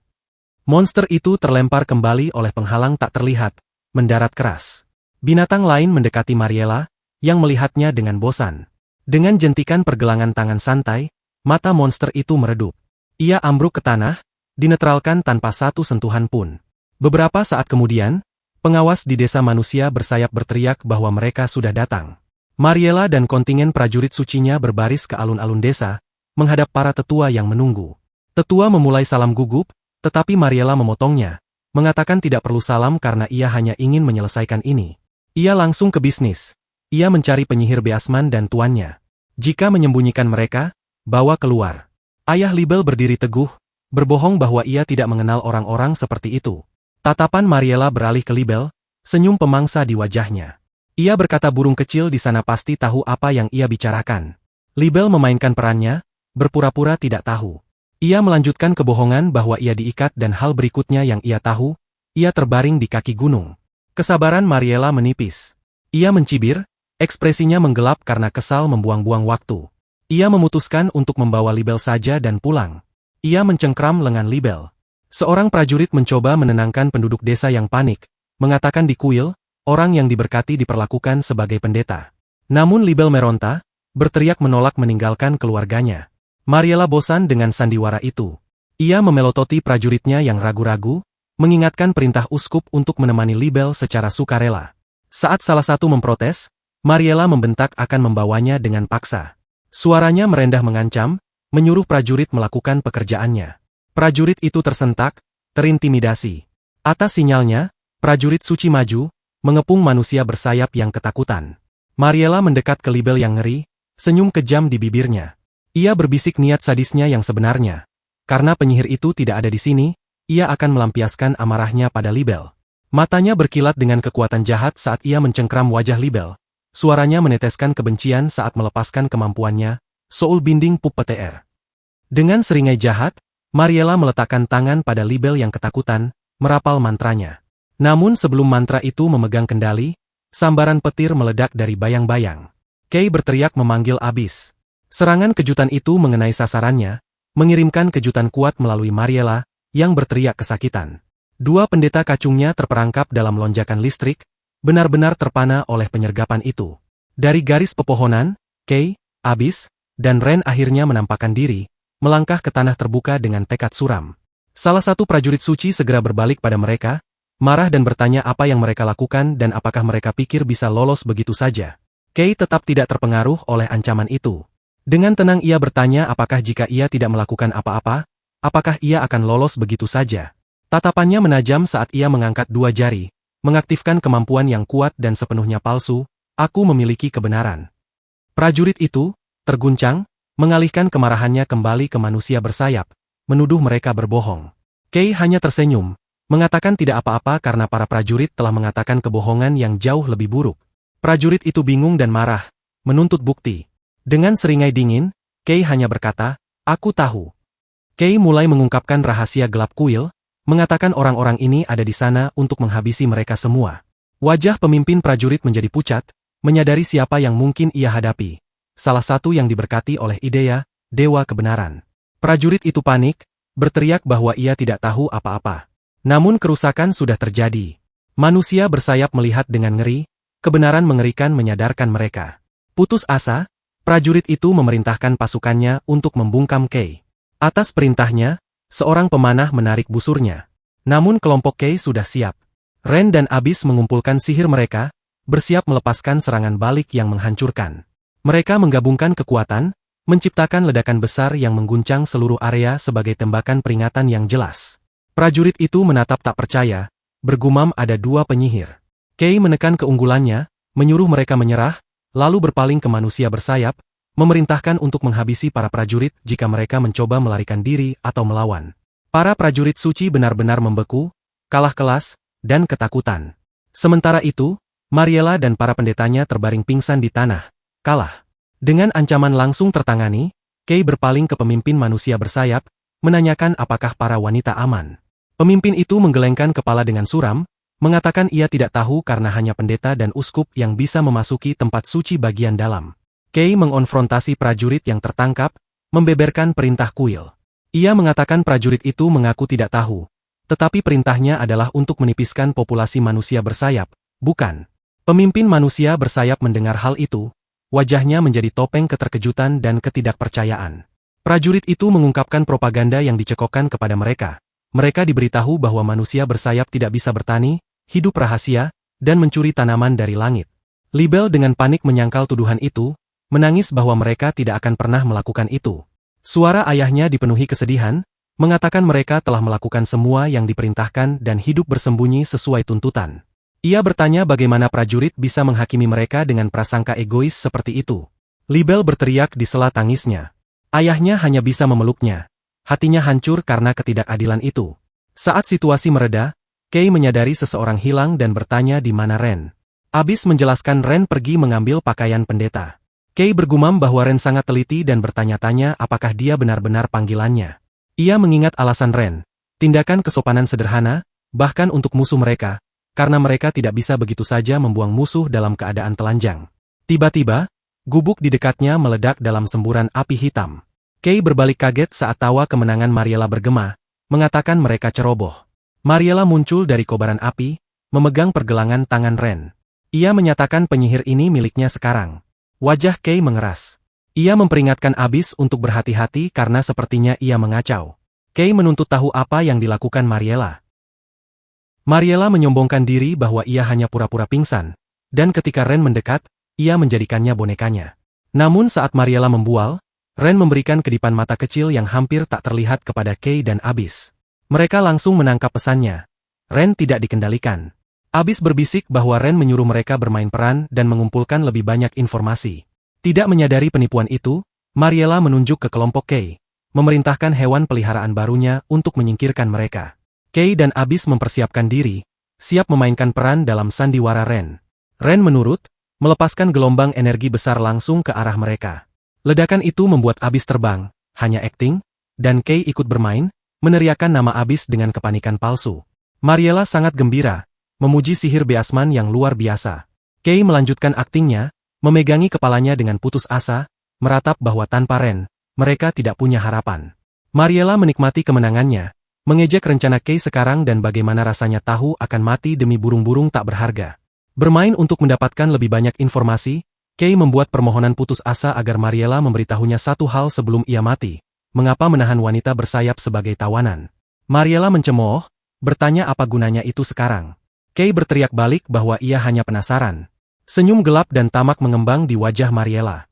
Ia berkata tentu saja alasannya untuk menjual mereka. Kata-kata itu menghantam Kei seperti pukulan fisik. Mariela menjelaskan dengan gerakan megah bahwa ada kolektor yang membayar mahal untuk demi human langka. Karena mereka sudah diburu secara berlebihan selama berabad-abad, wanita bersayap ini sangat langka. Pemimpin manusia bersayap mendengarkan dengan campuran kemarahan dan keputusasaan.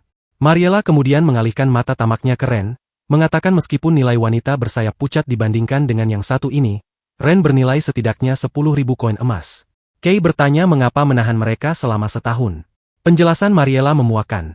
Ketika mereka cukup gizi, mereka mengembangkan karakteristik tertentu yang meningkatkan nilai mereka. Kei mengulangi kata, karakteristik tertentu, dengan jijik. Mariela sudah cukup dengan pertanyaan-pertanyaan itu, mengatakan waktu Kei sudah habis dan ia tidak sabar pulang untuk memamerkan hadiah barunya sambil meremas pipi Ren. Setelah mendengar semua yang diperlukannya, Kei memberi sinyal, mengatakan jika begitu, Ren, itu sudah cukup. Mariela tampak bingung. Sandiwara berakhir. Dalam sekejap, Ren mematahkan pegangan Mariela, mencengkram wajahnya, dan membantingnya dengan keras ke tanah. Mariela hanya bisa tersentak, arogansinya hancur. Ren dengan santai duduk di atas tawanannya, berkata pertunjukannya cukup bagus, dan Mariela memang tipe yang suka bermonolog. Kei dan Abis bergegas mendekat, bertanya apakah Ren baik-baik saja dan tidak terkena kemampuan pengendalian pikiran. Ren menjelaskan dengan kedipan mata bahwa ia memiliki pemberkatan dari dewanya sendiri. Kekuatan satu dewa tidak bisa menimpa yang lain, sesederhana itu. Saat debu mereda, pemimpin manusia bersayap mendekati Kei, menundukkan kepalanya penuh penyesalan. Ia meminta maaf karena tidak mempercayai Kei. Mengakui jika Kei tidak datang, mereka semua akan mati. Kei menepisnya, mengatakan jangan khawatir karena itu banyak hal yang harus diterima sekaligus. Namun pemimpin itu belum selesai. Mereka tidak puas dan akan melakukan segala daya untuk menyelamatkan wanita di desa mereka. Yang lain menemukan keberanian mereka, menyuarakan sentimen yang sama. Mereka toh akan mati, setidaknya mereka bisa menjadi perisai. Dengan tekad baru di matanya, pemimpin itu menyatakan mereka tidak akan lemah dan bodoh lagi. Mereka akan bertarung. Libel melihat dengan mata berkaca-kaca karena bangga dan harapan. Kei mengangguk melihat api di mata mereka, dan mengajak untuk melakukannya bersama. Waktunya misi penyelamatan. Seorang manusia bersayap bertanya rencananya. Kei mengangkat jubah pendeta curian, mengatakan misi penyelamatan dengan pertumpahan darah seminimal mungkin.